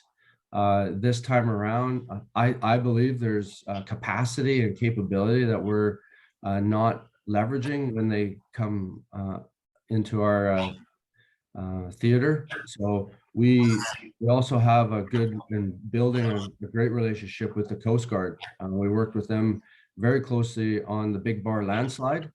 And from that, now we're doing exercises together, and actually we had some of our incident management team work on an incident within their structure. So we're starting to build those relationships with our federal partners as well, so we can again build capacity, and when we need each other, we come in and there's no learning curve. We know each other and we can get moving. Thank you. And now the ever-present, ever-patient Director Rothenberger. Thank you, Chair. My question goes back to the issue of making better use of local resources, namely those who are being directly affected by wildfires, and the fact that our strategy of mass evacuations, which has become standard, has limitations in a lot of circumstances, as was amply demonstrated in Monty Lake and Paxton Valley. And I just wonder if you have ever or are currently considering the Australian system of leave early or stay and defend, and whether there's any reason that would not work here. Yeah, we are, and this is our version of that, is we really want, without a formal process in place around ready, set, go, or, the US has ready, set, go. That's similar to the Australian model. We need to work on, and we are currently working on a similar process for British Columbia. For us right now, we really want, if people are staying and they're wanting to help, if they're part of our structure, we know where they're at. Because there's times when you have to go. Like it's going to be that volatile. And we just need to make sure that we can have open lines of communication. So we're actually making sure those people are protected and have the supports that they need. And we have moved the children or the people that are at a higher risk to a safer place, but we have people that want to stay and help with back in their properties. They're part of the system, and we can again add to our capacity. We did that in Monty Lake on the White Rock Lake fire, and I think it was a success. We just need to expand on it now and make it more formal. So we are working closely with Emergency Management BC on the evacuation side of things. One thing that we have to keep in mind is that BC Wildfire doesn't make those decisions. We make recommendations on the evacuations based on the fire behavior and growth modeling. But it really is the communities that are making the decisions on whether the evacuation is to happen or not. And we work closely with EMBC and the communities to ensure the right information is there, and we actually get the people out and they have that option well ahead of, and make it as less disruptive as possible. If I could just a Yeah. quick follow-up, my understanding of the Australian system is, yes, it does recognize that sometimes people do have to go, like there's just no choice, but that they do have an option of making sure they leave early, well before the wildfire might become a direct threat to their property.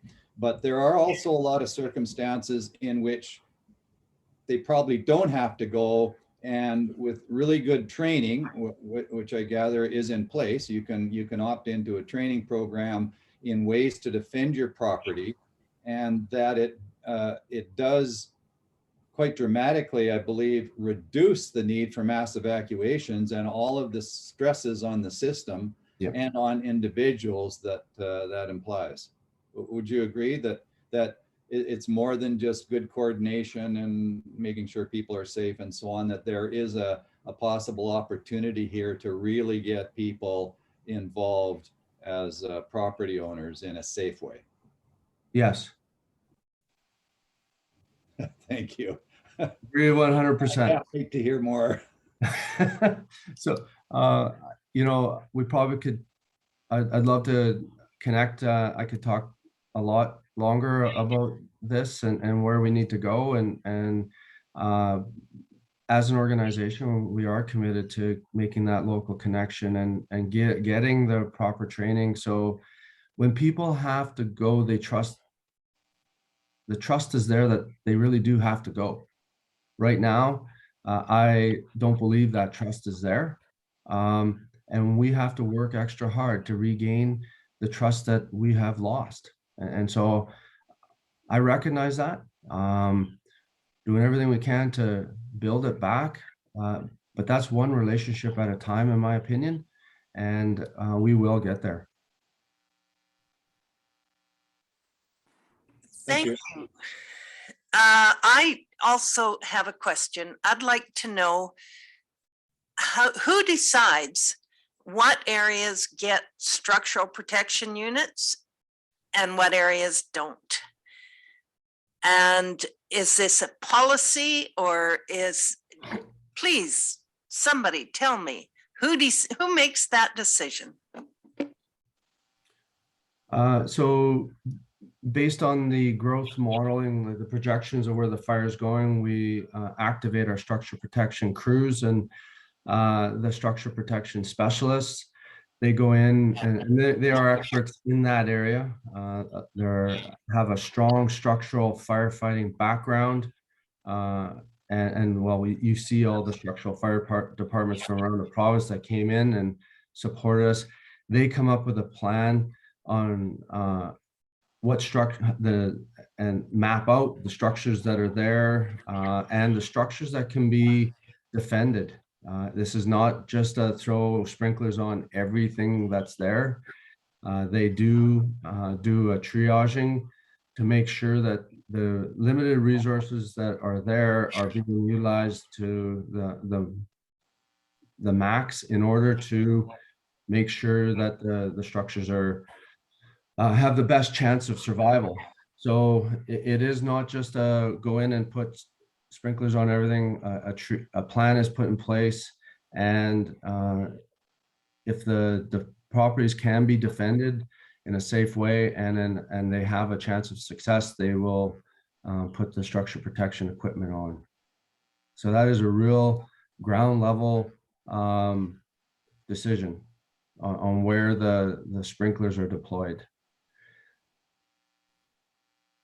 Thank you. I drove through Monty Creek on August 3rd in the evening.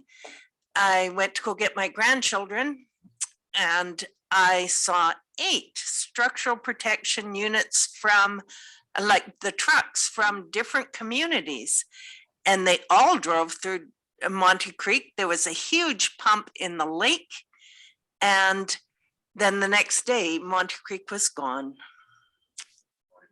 Monty Lake, sorry, Monty Lake. So, you know, it just seems that everybody was there. I wonder what the decision was to not help this very small community. I'd have to dive into the details of that. I don't have those handy, but I don't believe there was a decision to not help Monty Lake. So there was equipment there and deployed. If it was not turned on, there had to have been a tactical decision made. But as far as I know, the equipment that was deployed there was deployed with the intent of saving every structure we could. Director Quinn. Thank you, Chair. SLINRO has a program for some of the smaller communities where there are very, very few assets for fire smarting. And Blue River, for example, has taken advantage of that. It's not complete yet. And I just want to urge the Forest Service to keep that program going, or whoever runs it. Hopefully it'll work if it's needed. The other question I wanted to ask about is, and I have to be really clear on this, I have a fiduciary interest in asking this question as well. It's recorded on my whatever form you fill out. I would wonder why you are abandoning assets that help the fire service in times of need. And that's the tanker base in Blue River was shut down with no notice to anybody. It cost a person his job, and there it sits. The challenge that I find is that Blue River doesn't lie in the Kamloops Forest region. It lies in the Prince George region. So I have no idea who makes decisions. So I would just ask you to look into that, or if anyone wants to respond, please do. Thank you. Yeah, the Blue River tanker base was decommissioned based on the level of use over the last decade. And we're just never using it. And we constantly look at all of our assets, and we have a limited amount of capital to maintain all that infrastructure. And if we're not using it, we do decommission. Now, we don't do it very often because you never know where the next fire is. But we have looked at, and we start to factor in our next generation aircraft and what assets can actually land safely at these airstrips. And so it's not, when you make a decision to decommission something, it's not taken lightly. And we do make sure we are making sure we have that area covered off if we are going to decommission it. But so, yeah, those decisions are not made lightly, and it did.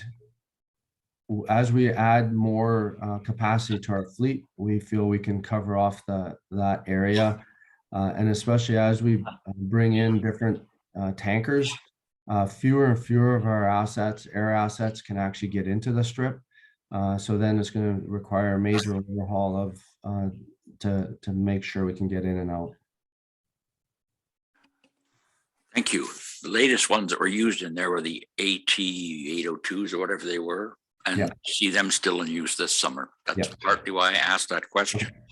There has been a change that the airport in Blue River is now part of the maintenance contractor for the highways ministry. So there's possibility of options, and I would hope that at some point in time it might be reopened. And I would also point out that that was the last provincial government job in Blue River. It's now gone. Thank you.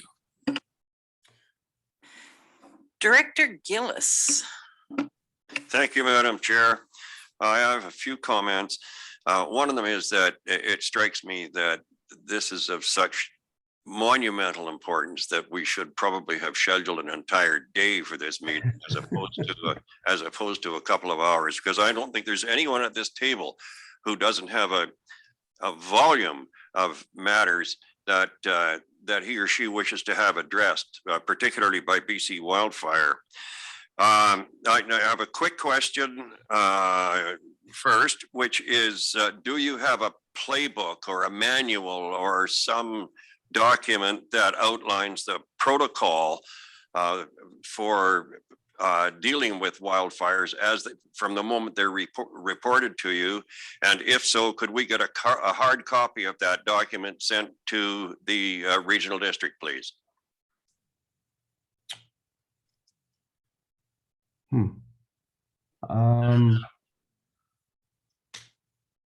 Not quite understanding the question. Like a specific, we will do A to B to C to D when a fire is reported? Yes, you have incident managers out in the field. They must have some form that they follow. Yeah. Could we get a hard copy of that to the regional district, please? Yeah, it'll probably be a few documents because it's a bit more elaborate than just one document, but yep. Thank you. Secondly, with respect to Chair Watson's comments dealing with the structure protection units, you replied that you would dive into the details of what happened at Monty Lake. And I certainly urge you, I implore you to dive into those details. I can tell you the TNRD owns a structure protection unit. That structure protection unit the day before Monty Lake burned down was offered to BC Wildfire. We can't just take it out there. As you said, you have to have people who know what they're doing, and they have to be able to deploy it properly. So it doesn't go without a request from BC Wildfire. That request never came. So that was one structure protection unit that was available to Monty Lake. The fire chief from Pritchard said he would be happy to send it with personnel, and nothing happened. So I do urge you to find out what happened in Monty Lake. And I guess my last question is this. I chair the regional district. So I was the one who got all kinds of I did, by the way, go out of my way not to throw BC Wildfire under the bus. And there were a number of occasions when I found that exceptionally difficult. But But I got the emails. I got the emails from companies as far away as Saskatchewan who said, look, we have as many as 1,000 trained people who are ready to be deployed. We can put up water curtains with all kinds of equipment, all kinds of new technology. And it was not just one company, it was at least half a dozen companies. Some of them said, we're already certified with BC Wildfire. We can't get them to answer our phone calls. We can't get them to answer our emails. And the next thing you know, we've got communities burning down. So I'm really keenly interested in why I watch my television news every night, and I was assured by my premier and I was assured by Mr. Farnworth that we are throwing every asset possible at these fires. And in the meantime, I'm getting emails from people who say we've got all kinds of assets, but nobody wants to talk to us. I would like an answer to that situation, and I would like to know if we can be assured that next year this same situation is not going to recur.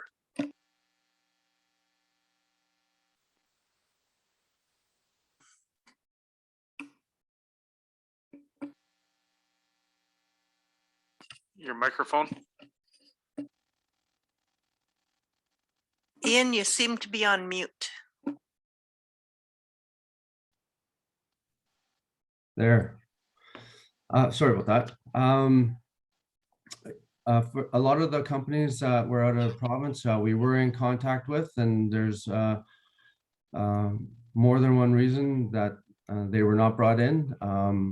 And I don't think it's appropriate for me to discuss some of those details. But we do not just turn a blind eye to these resources for obvious reasons. So we are reviewing as we speak the fire season. So I don't want to, when I say I'll look into the details of Monty Lake, I don't want to send the impression that we're not. I just don't have them handy in front of me right now. So I want to be clear on that. The last commitment that I want to be clear on what you want me to commit to.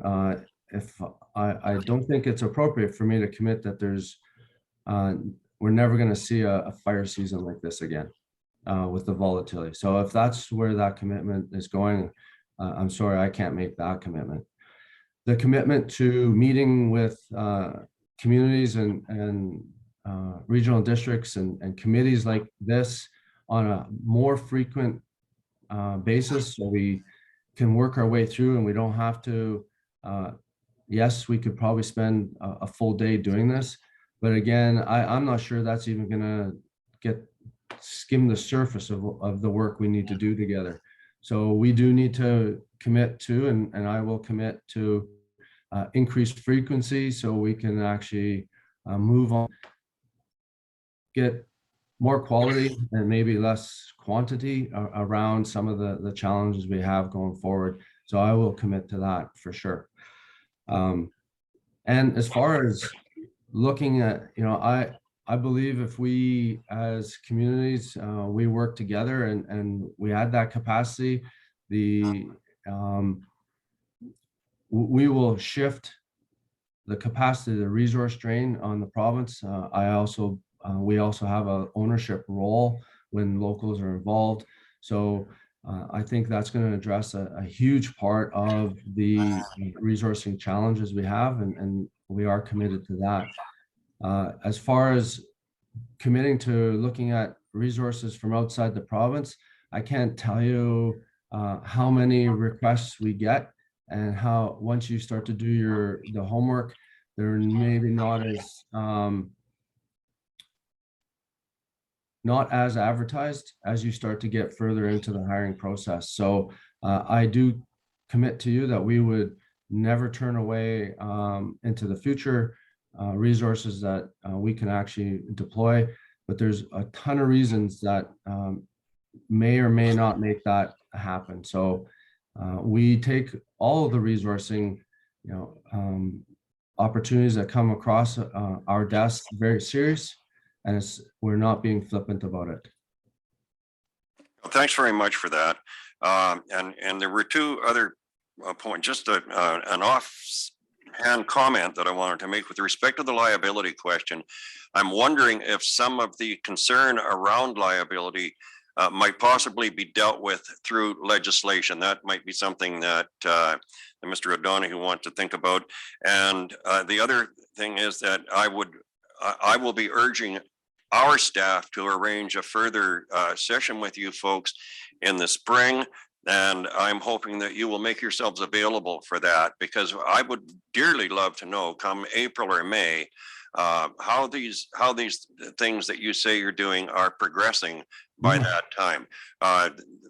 And I did not, and finally, I did not expect you to reassure me that there would not be another fire season like 2021. I think we'll have to go to a higher authority than you if we're going to achieve that. But thank you very much for your answers. I appreciate that. That was going to definitely put me on the hot spot there. And I think if we, again, April's a long way away. I think we should think about a higher frequency connection, so we can talk about progress, because sometimes we say, okay, well, we're going to work on and get to a certain point. And I think if we talk about the progress, and we can then talk about how each of us need to shift to maybe support each other sooner, rather than coming with a final product and you go, that's not quite what I was thinking. That would be my suggestion, and I'm open to that. At the same time, I've talked to Scott about this. I'm way late for my own keeping. We have a management team.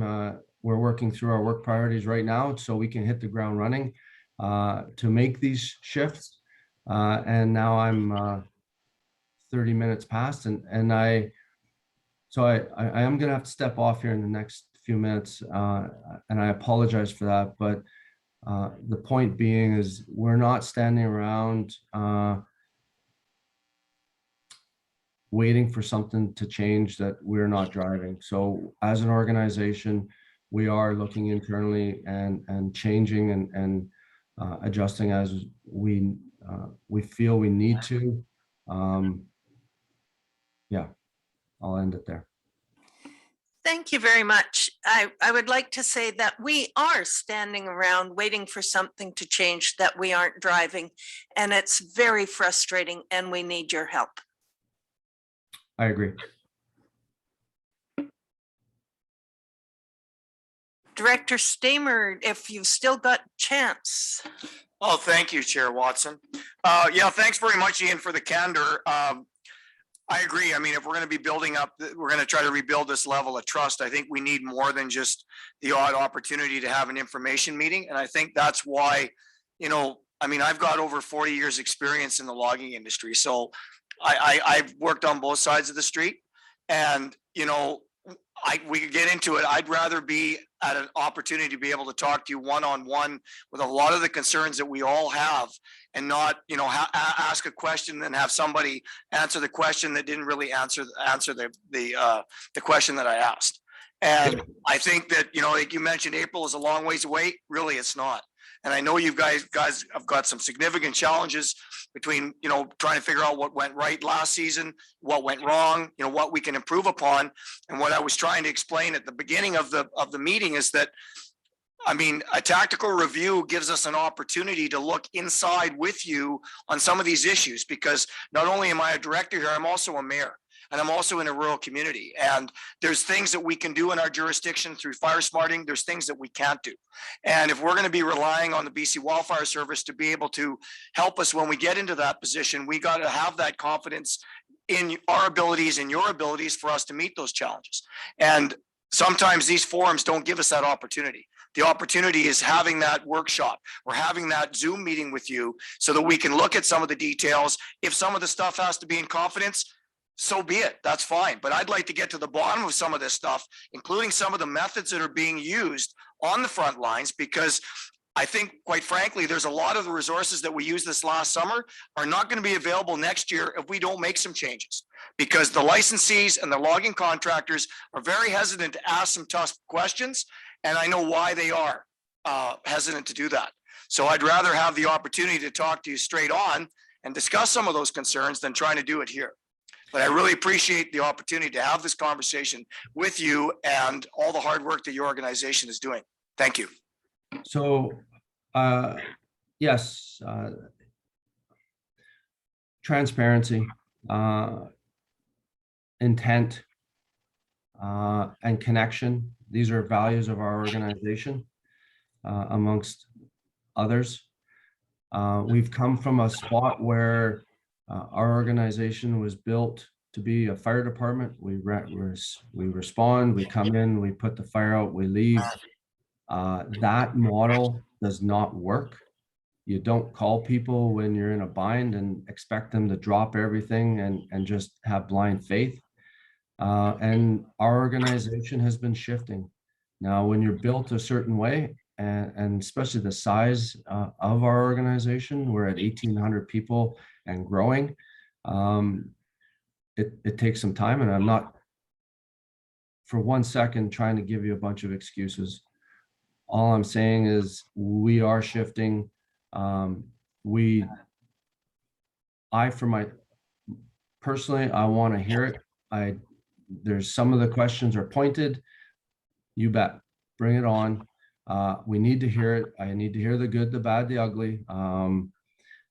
And I don't wear rose-colored glasses a lot, but we do need to dive in and be transparent about how we do things and bring people on board. How that happens, so we all are working in the same direction.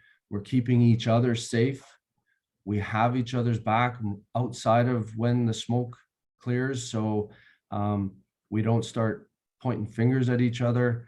That only comes with a relationship, and I completely recognize that April is just around the corner. Trust me, there's probably keeps me up more than anything else, knowing that there's a fire season right around the corner. Where I'm going is the more conversation we have, the better you can get to know who I am, who our organization is, and how we are shifting and what our attitude is. And you know, we need to be a confident organization, but we also need to be a humble organization, and we have work to do. And the only way we get there is with people like yourselves supporting and working with us. On that note, I am going to have to step off. I apologize sincerely that I can't make it for the full amount of time, but I believe Caitlin will stay on the line.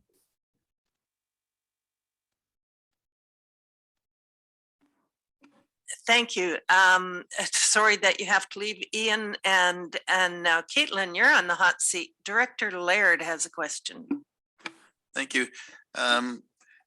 One of the things that I got first time I came back on the board was a report from George Abbott and his reviews of the 2017-2018 fires, and he had a very in-depth recommendation that the provincial government paid for over exactly what we've been talking about today, is organization, the responsibilities of each organizations, and communications. And unfortunately, that report comes in like a lot of reports. Great report, thanks very much, and then it goes on the shelf. I'm wondering if you've got that report out in front of you and reviewing what came out of 2017 and 2018, and whether you're starting to implement some of the recommendations from that report. So Caitlin, I haven't left yet, so I promise after this one, I am getting more texts. Gotta leave, Ian. Okay. So the Abbott-Chapman report, the way we as an organization viewed that, it was not going to be a checklist exercise. Okay, we'll check, we'll get all this done and move on and put the report on the shelf. When we looked at the 108 recommendations and we looked at the ones that were specific to us, and not even the ones that are specific to us, but we were indirectly involved with, we looked at it from we need to shift the organization. This needs to be able to be something that we can look back on and we can trace how we've improved and changed. So yes, we can report out that we addressed 90% of the recommendations. But in actual fact, in the background, we continue to go back and incrementally review that and go, did we get all the way? Or do we now need to continue to change, to continue to work on that recommendation and take it to the next step? And so we do review the Abbott-Chapman report on a regular basis. I believe it was a good report that set us in a direction that we needed to go. Have we gone where we need to be with the way the world is changing? The values on every square foot of this province, there seems to, each day that passes, there's a new value placed on it. That report can't be static. So it's something that is part of the organization, is just part of how we're growing and evolving as an organization. Great. I appreciate that answer. Thank you. Okay, on that note, I am going to leave now. Thank you very much. Have a great weekend, and I sure hope we talk again soon. Okay, Director Rothenberger, I thought your hand was still up. Apparently it is up again. So Caitlin is ready for your question.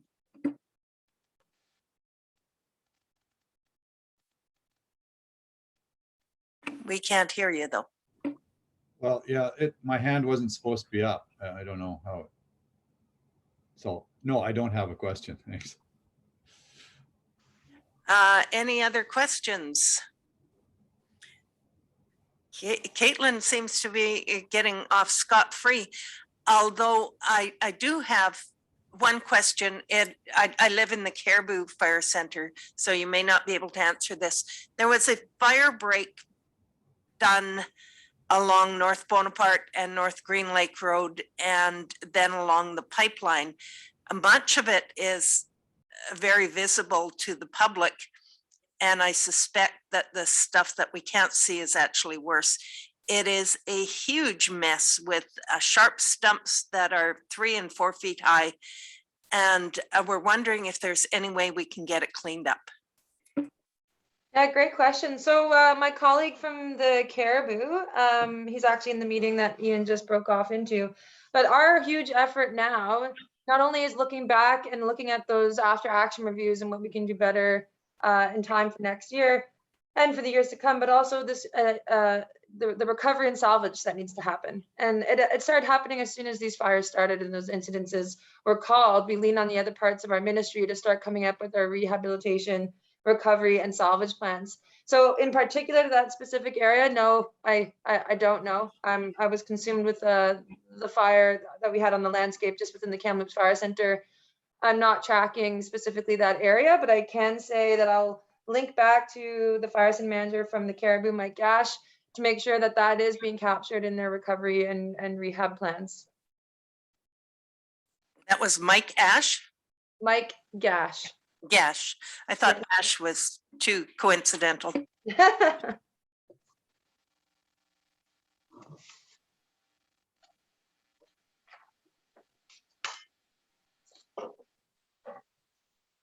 Any other questions? Seeing none.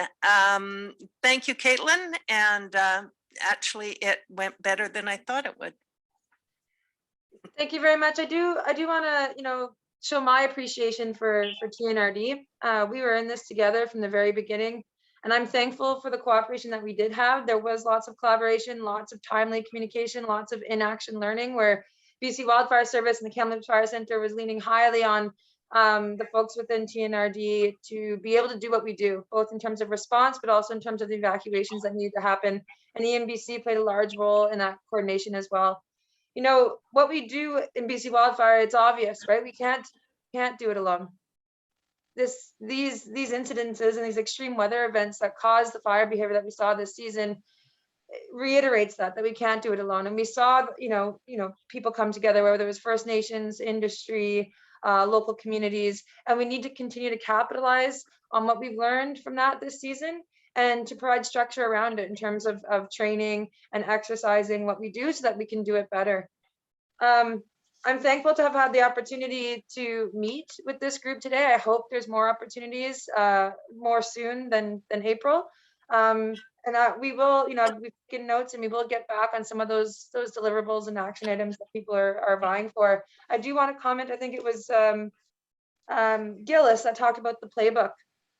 If, as any profession goes, we do have, documentation, playbooks, training manuals, but our firefighters, they're professionals in what they do, and that they have tactical level training, yes, and there's documentation around that, but they also have an immense amount of experiential training and operational exposure that guides them to be able to make the decisions that they make on the ground as incident commanders. And so, I'll commit to making sure that we get you that documentation, but it doesn't necessarily couple that, their experiential training coupled with what they're actually facing on the ground when they have to make very timely decisions. If it was as easy as a step-by-step playbook, then anyone could do it. And our incident commander is the most experienced people we have in the organization. And I just want to make a comment on that, it's much more layered than a checklist per se, but we will get you our documentation that we have and share that. On that note, thank you very much for having myself, Ian and Eamon. Thank you for the opportunity, and I look forward to connecting soon. Thank you, Director Hildebrandt. Mr. Hildebrandt, did you have something to say? Yeah, I just wanted to ask the chair and maybe the committee if they choose to just take a 5-minute break. Thank you, Caitlin. We appreciate you being here as well. If you do want to take a break, all that would be left would be any questions for EMBC or for Dale from a resiliency center standpoint. So up to the chair. Anybody want a break? No, we want to muster through.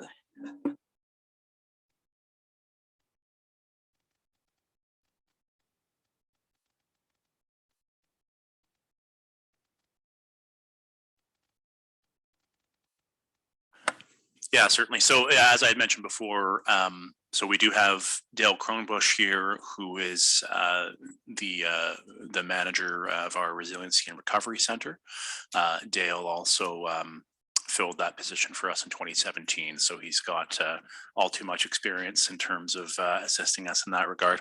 And then Andrew Morrison, who has spoken a few times already, Senior Regional Manager for EMBC. So as we kind of saw with those questions, things around ESS and more of the overall emergency coordination is more so Andrew's wheelhouse, as opposed to the kind of fire suppression, fire mitigation side of things that is more so for Caitlin and the wildfire service. So yeah, just if there are any further questions for either of those two, or more questions around the report itself, we can take that now.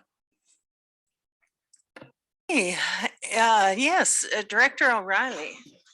Thank you, Madam Chair Watson. Sorry, I missed the beginning of your report this morning. I was a little bit late. Just a couple of things that I found when I was reading through it.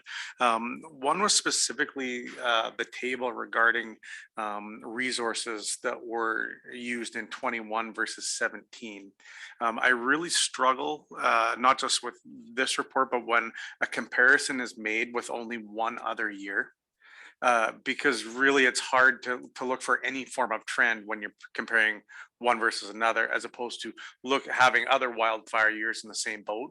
I also think probably a lot has changed from 17 to 21 with regards to the preparations that were done, the technology that's used nowadays. So I struggle to really wrap my head around, looking apples to apples, but really it's not an apples to apples type comparison. So I just wanted to make note of that, and if any other staff want to comment. And so I think overall, and I'm not sure who's best to answer this. I think a big piece that we are missing as the TNRD as a whole is working with our First Nations partners. I think it's a very big gap. They are, they may not be the biggest communities, but they by far have the largest land masses, and the knowledge that they have, we may not be tapping into the best way we can. And where this is coming to light from was at our City of Kamloops community forum yesterday with Tecumloops. Their counselors, who's in charge of natural resources, said he was having first-time phone calls with City of Kamloops staff and TNRD staff and EMBC staff. That shouldn't be happening in the middle of an emergency to start. Let's have some conversations. That we've missed that long before. And so, you know, internally, I think it's one thing to find some form of relationship for staff to be building now. But I also wonder if it's something we should look at as a board to look at having First Nations representation at a committee level to provide some input. We're talking about all of these areas that we represent, but First Nations fill in everything else. And they are very big pieces of land. There's a lot of knowledge that they could pass along at this table. And Scott Hildebrand, or CEO Hildebrand, see, you got your mask off, so you look like you're ready to chime in. And I'd love to have some thoughts from you as to how that could look. I just feel like there is a big gap that we're missing. Through the chair, I think that's a really important comment. I know that we have, I'm not sure if you were here when Kevin mentioned that we are doing our debrief as a TNRD, and we're having that coming up. And I know one of the discussions will be our communication and our coordination with the First Nations, because there were certainly some gaps. I think we did build some relationships as we went along, but like you mentioned, that's not the time to do it. So I think there's huge opportunity there. One of our strategic plan goals is First Nation communication and relationships, and we need to do a better job of that. So that's something that has been on my docket right from the beginning, but unfortunately I haven't got to that yet. Once we get through our debrief as a TNRD, I think we will address that and try to find out ways that both the board and staff can build better relationships with our First Nation communities and set a direction on how we strategically do that, because we do have upwards of 25 First Nations in the TNRD, and we need to make sure we connect with all of them in a way that's meaningful. Thank you. Director Laird. Thank you, Madam Chair. Just two questions I have. One of them is around the ESS situation. In our area, when Lower Nicola was evacuated, because Merritt was under notice that they could have an evacuation, the ESS had shut down in Merritt because they were, according to the way the regulations work, Merritt couldn't accept evacuees because they are under notification of possible evacuation. So the ESS was closed in Merritt. The direction that came was to either travel to Kamloops or travel to Chilliwack to register so that you could get your whatever expenses were available for you. A lot of the community members, just on their financial situations, didn't have money for gas. They had no opportunity for food because it had been closed down. What they did, I think, to rectify it was Red Cross went in and opened up a temporary registration in the city. But to start with, there was utter confusion. They were told to evacuate, couldn't go to Merritt, and then they said they could go either to Chilliwack or Kamloops, and that was when the highways were closed. It created a lot of problems around that. And the other thing that I want to mention is, I know I keep harping on about the Abbott-Chapman report. I read through that when I first got elected. It not only addresses what provincial levels of government should do, but also local levels of government. And it's very in-depth, and it has a lot of information and direction on communication. And that's something that I think as the TNRD ESS, or I should say the emergency response, they should have a close look at that report, because it basically covers all the problems that we had during this wildfire. And that report came out in 2019, and it was, like I say, I still believe it was put on the shelf, and nobody's looked at it since, but I think it's a well worth document. It was an expensive report and quite in depth. So I would think that should be part of our overall replanning. Thank you.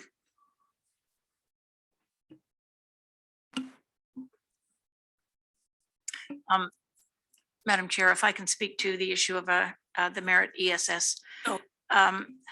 Merritt went on alert at that time because we had 5 hotel rooms and 1 restaurant. We had Linton evacuees, and I don't know whether we're talking Logan Lake had also come through, and Lower Nicola, I think, was following, but we had no resources to provide anything to any of these people. We had talks with Logan Lake and I think TNRD, and it was confirmed that Merritt was not going to be the center for Logan Lake residents. But and I don't know anything about Red Cross doing anything. Our ESS opened up to provide gas cards, but it wasn't through the Red Cross. It was the Merritt ESS team. And we didn't have the resources, and yet Logan Lake's evacuation order said, go to Merritt. Everyone was coming to Merritt, but Merritt was closed, and it wasn't anybody's fault. It just happened that way. We didn't have the resources to take them. We didn't have even they were talking about asking us to open up our parks to have them take their RVs into the parks. We had no restaurants for them. We had no resources. We had no water available for them and no washrooms around. It was just an absolute disaster. But when we also were in that space, Linton was needing their renewals for their 7-day. So here we are in this alert position only because we couldn't take anybody in. And now all of a sudden we had to renew all of Linton's 7 days. So we had people coming from Linton, Lower Nicola and the Indian bands quite angry at us because why were we taking Linton when we weren't taking our people that are right next to us? So it was a real schmoz there for a little while, but it was mainly because we didn't have the restaurants willing to participate in the whole payment system through the ESS. That was one of them. I mean, that main thing, but also the tourists were still there. We had 5 hotel rooms. So it was more than just, we weren't closed. We were closed, we were open, we were closed, we were open.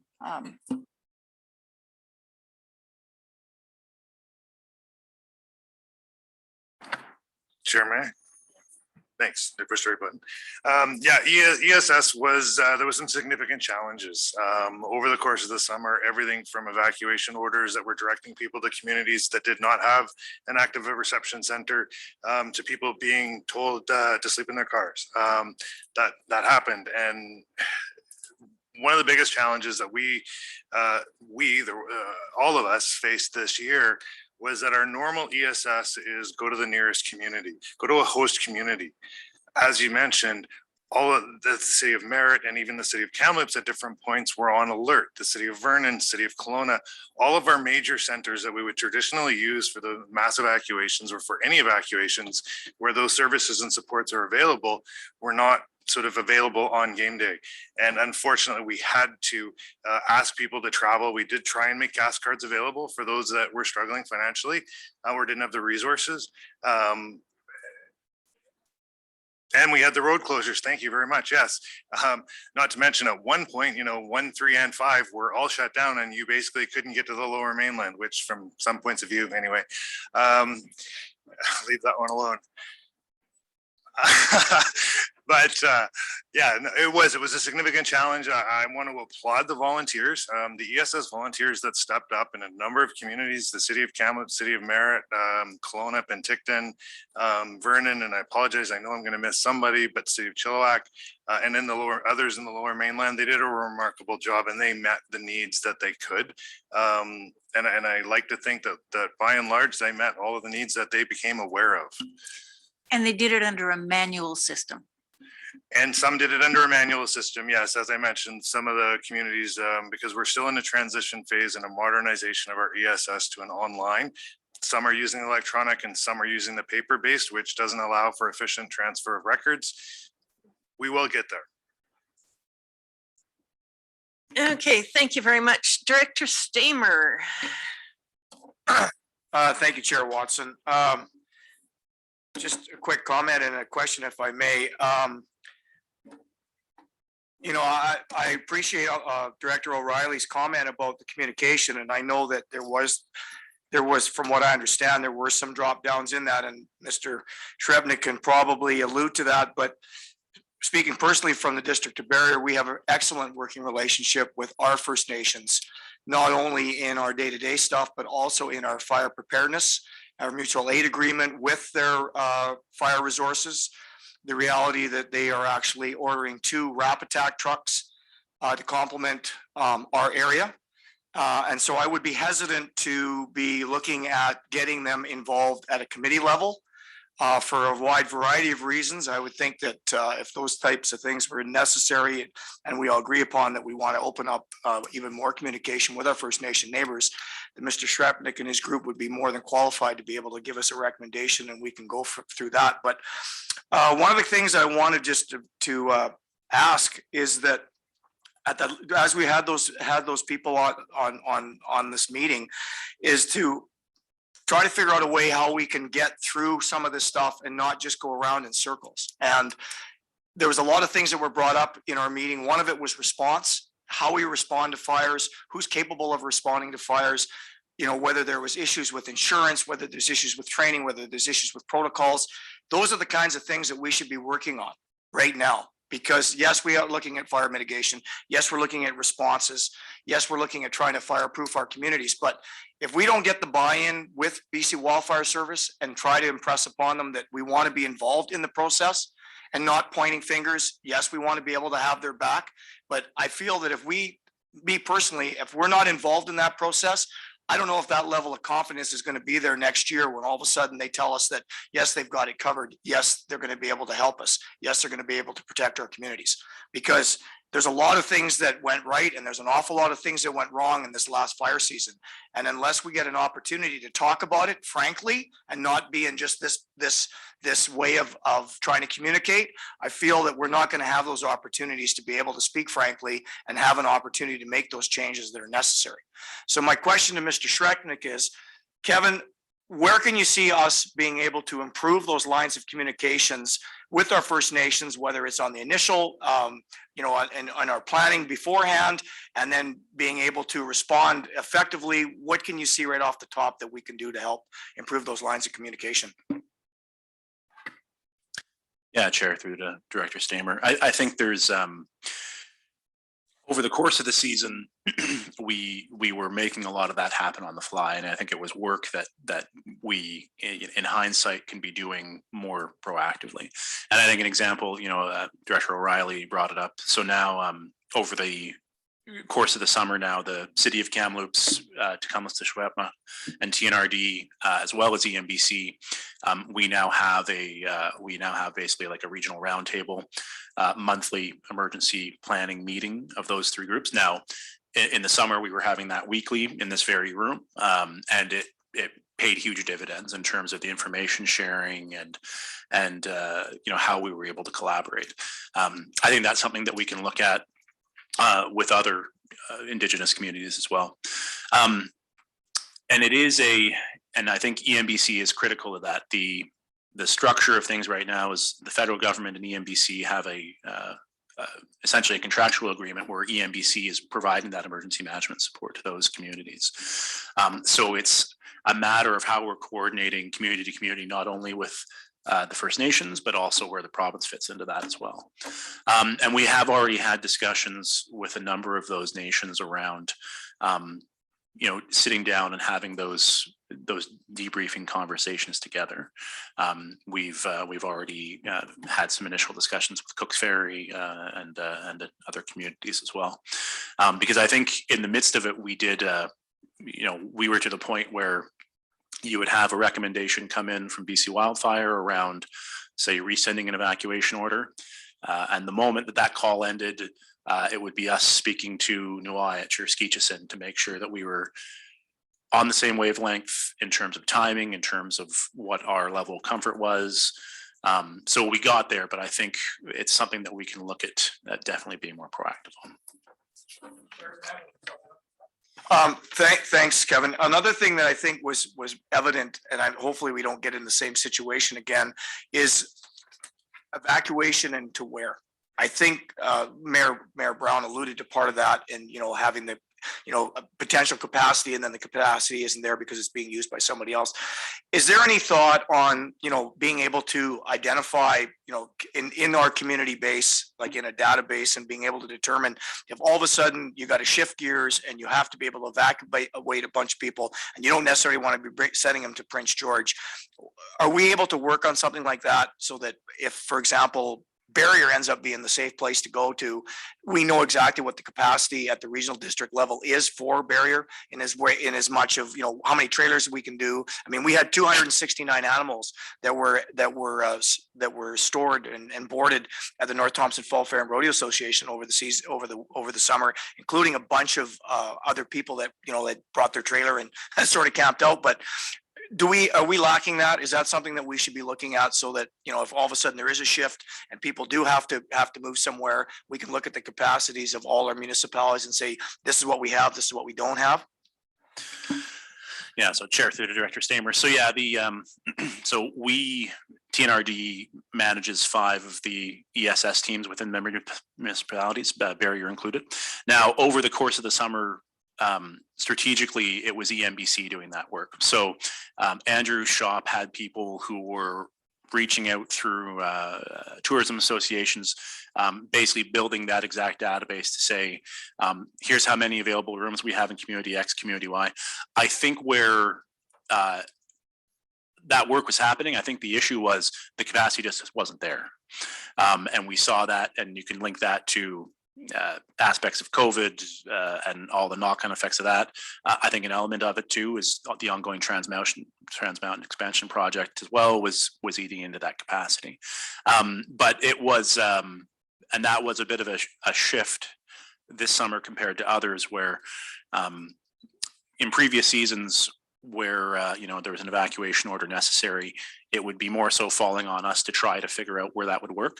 EMBC moved in and took that over so that they could look at the province as a whole and say what's going to make the most sense in terms of where we can bring these people. And I think that worked well. I think it worked as well as it could have, just given that the capacity was so lacking. And that was, and Director Brown had brought it up when we were speaking initially around that provincial state of emergency.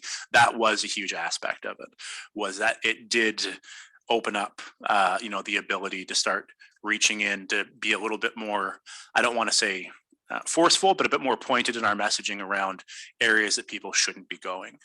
And I think we need to also, look at that tool, that provincial state of emergency. We've had to declare a provincial state of emergency 4 times in the last 4 years. So the 2017 fire season, the 2018 fire season, COVID-19, and then this summer. Previous to 2017, we hadn't declared a provincial state of emergency since 2003. So it's also looking at what is that tool? Is that something where we need to look at, are those powers that we just need to start building into our day-to-day approach provincially for emergency management? Madam Chair, if I may respond to Director Stamer. Yes. And Director Stamer, I really applaud with the work that Barrier is doing with First Nations in your area. I guess what I was trying to get across and where I think it's important is this is, the Emergency Management Committee. And as Mr. Skrepnik said, these emergencies don't know boundaries or any borders. And we sit here as a committee, ultimately giving recommendations to the board of the TNRD, who's then giving direction to staff. To have an elected official from from some form of First Nation representation to be part of this discussion at the table, whether that's a voting or non-voting member, I don't see any downside. I think there's only positive benefit to have another educated elected voice at this table. Obviously, this is a much bigger conversation, this committee. It would have to be going through a bigger board discussion, but it's not unprecedented. The Capital Regional District is doing it as we speak, that they're having at the committee levels to have some form of engagement at an elected official to an elected official capacity, not a staff to elected official capacity. So I just wanted to just clarify why I think that would be a good thing, but I do appreciate your thoughts as well. Thank you. Thank you. Director Gillis. Thanks very much, Chair Watson. I just wanted to lend a word of support to what Director O'Reilly had said initially. And I think that it's absolutely imperative that we connect in a meaningful way with First Nations, because of particularly because of the discussions we had earlier surrounding fire smarting our areas. If we haven't included in many areas of our regional district, if we haven't included First Nations, then we might as well forget about fire smarting, because they have so much, land in and around our communities. That was the only comment I wanted to make. I thought that in the context of fire smarting, Director O'Reilly's suggestions were particularly on point. Okay, Mr. Skripnik, do you work with Ag Safe BC as well as EMBC? So in terms of Ministry of Agriculture, so in terms of the emergency response side of it Yes. for livestock, yeah. Yeah. So that was, we do. And I'll say, and obviously we need to sit down and have our fuller debrief, but the agriculture side of our response this summer was in some ways, I don't want to say one of the most challenging, but it was definitely a challenge. And part of that is we are, as the local authority, I don't want to say left holding the bag, but we're really the only instrument in place to directly support a lot of those producers and ranchers. And it becomes a little cumbersome because a lot of that is really flowing through the Ministry of Agriculture. So a lot of the ongoing work that's still happening as we speak for TNRT staff is still the amount of paperwork and invoicing and reimbursements that are going on for the movement of livestock, the provision of hay, things like that. Now, the Ministry of Agriculture was very supportive and it was a good working relationship, but it is something that I think we need to look at from a roles and responsibilities standpoint that, thankfully we had a staffer in Mike Deedles who had significant range experience. If we hadn't, we would have been very, very hard pressed to navigate a lot of that. So that is an area where I think we do need to start taking a look. I think the other aspect of the where it came up from an operational standpoint is that the province's policy right now around the support they provide to livestock is tied in directly to the status of the evacuation alerts for an area. So when we get a recommendation from the wildfire service around rescinding an evacuation alert, they're looking at it from a public security perspective. The issue is the moment we rescind that alert, it starts a 96-hour countdown where the support for the livestock relocation runs out after 96 hours. So we had to look at it very strategically. And I'll be frank, there were times that we left evacuation alerts on for an extra few days because we didn't want to cut off the support being provided to those ranchers. It shouldn't be, quite frankly. That policy doesn't make a whole lot of sense. The evacuation alerts are about public safety, so tying the agricultural funding into that is troublesome. Thank you. I have attended BC Cattlemen's Association and Ag Safe BC workshops, and they have it nailed. They really do know what they're doing. They know where the equipment is. They know who knows what. And I got to say, they're doing a better job than most organizations are. And we do need to work with them and take some pages out of their books. One thing I neglected to mention as well is we adopted a new approach to our access passes this year. So we took a model that the Cattlemen's Association had built in the Caribou in 2017, and we implemented that within the first few days of the response this year. So we recognized that those producers were in a different tier, so to speak, as opposed to people who say wanted to go back to gather a few belongings or something like that. We recognized that there was a pretty critical role for those to be to be granted access. So that went through an entirely different process. It was more of a permit as opposed to a pass, if you will. And that was where a lot of the work that Mike Deedles in that operations section did, was making sure, taking a page from the Cattlemen's Association and kind of implementing that pass to make it a lot more straightforward for them to get back in. Yes, and thank you very much for that. There was a rancher from Clinton who called me and then got to you and got his permit and gave me the entire credit. So thank you. Director Laird. Thank you, Madam Chair. I think I'd like to make a motion as to when we're going to meet as a board to discuss what we've discussed around this in the small committee meeting, because I think it's really important that the whole board has the opportunity to have the same information that we've had today. So I guess I'd have to leave it up to the chair and administration to come up with I think we need a few hours. I think Chair Gillis already mentioned that part, but can we actually have a date put forward so that we know when it will work?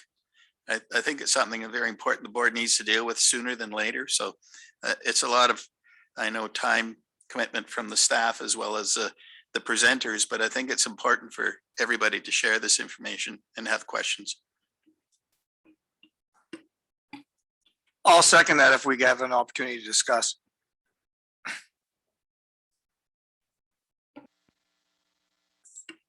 Thank you, Madam Chair.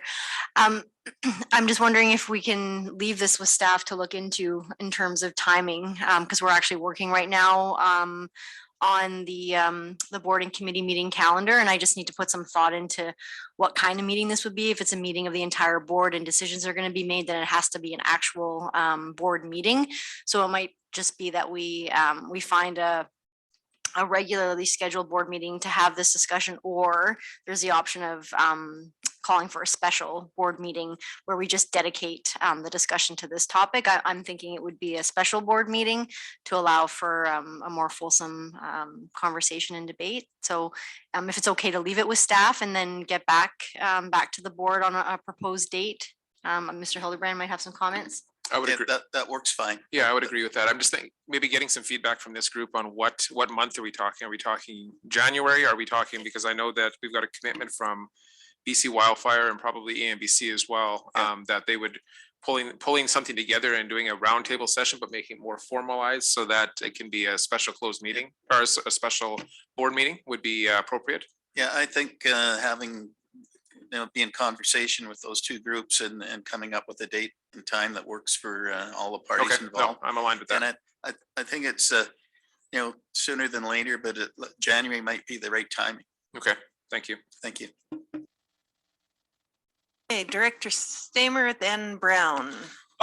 Thank you, Chair Watson.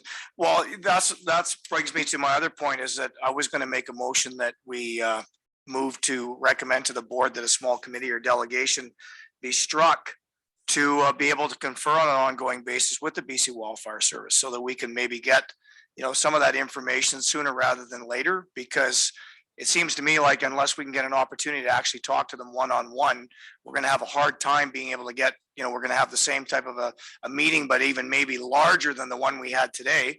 And a lot of the questions that we ask could be pointed questions, but we need succinct answers. We don't need to be able to get it all around in circles. If there's some pointed things that we need to cover, we'd like to be able to cover that, sooner rather than later. So I'm not sure if the rest of the committee agrees that we should try to strike up a small delegation to help try to funnel this a little quicker or not.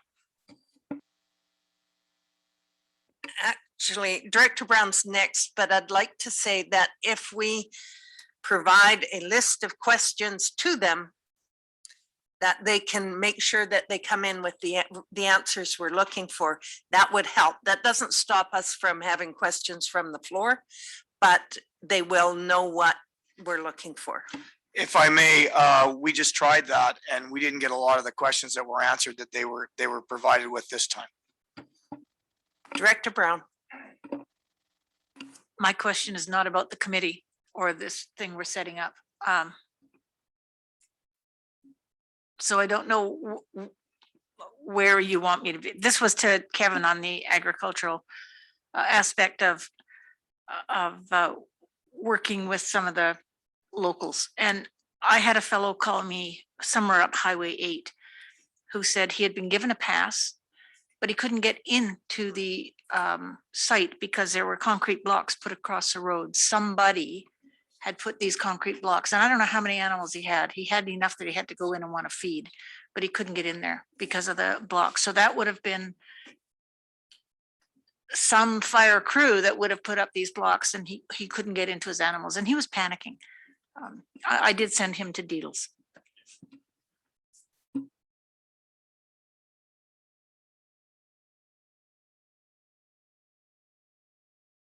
Yeah.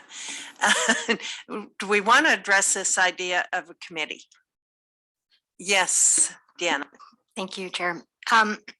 This is probably a conversation that has to go to the entire board. And again, I think if it could be left with staff to put some thought into what this committee looks like, because there's not just standing committees of the board, there's also select committees that are struck for a specific purpose in a specific period of time.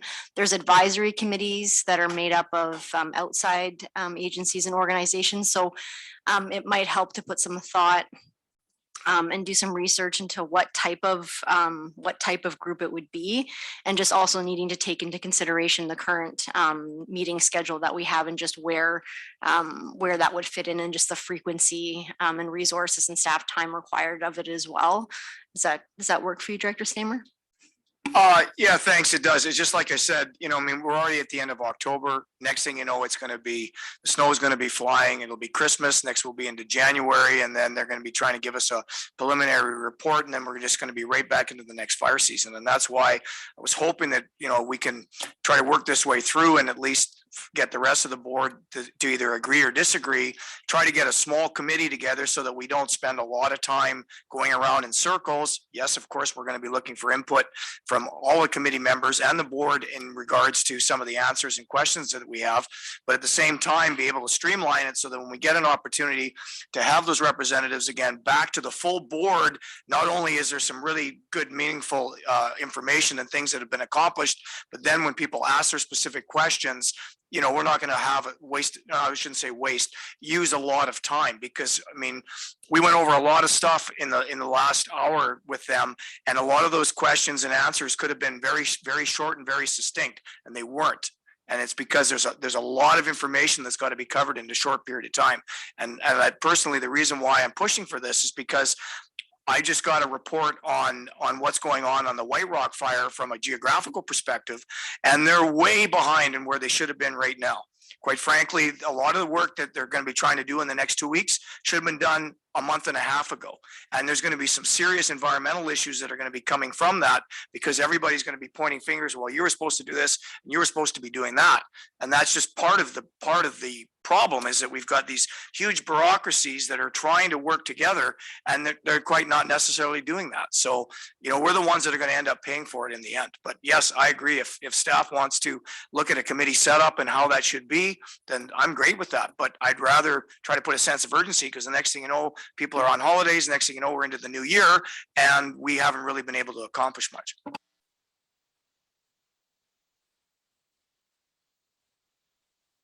Director Graham, and then Gillis. Thank you, Madam Chair. A question for the motion that Director Ward was attempting to make. Is it still on the floor? I can take the motion off the floor. No, I'd like to second it. I think that it was, we need a motion to direct staff to look into this. I'm just offering, sorry, Chair, that staff, without a motion, staff can commit to looking into this. We'll commit into looking at a special meeting of the board to take the information that we've received today and have further discussion for the entire benefit of the board. And then staff will also look into a proposed group or committee model for with respect to what Director Stamer has suggested. Thank you very much. I just got this from Director Gillis. He either wants to cut off my head or.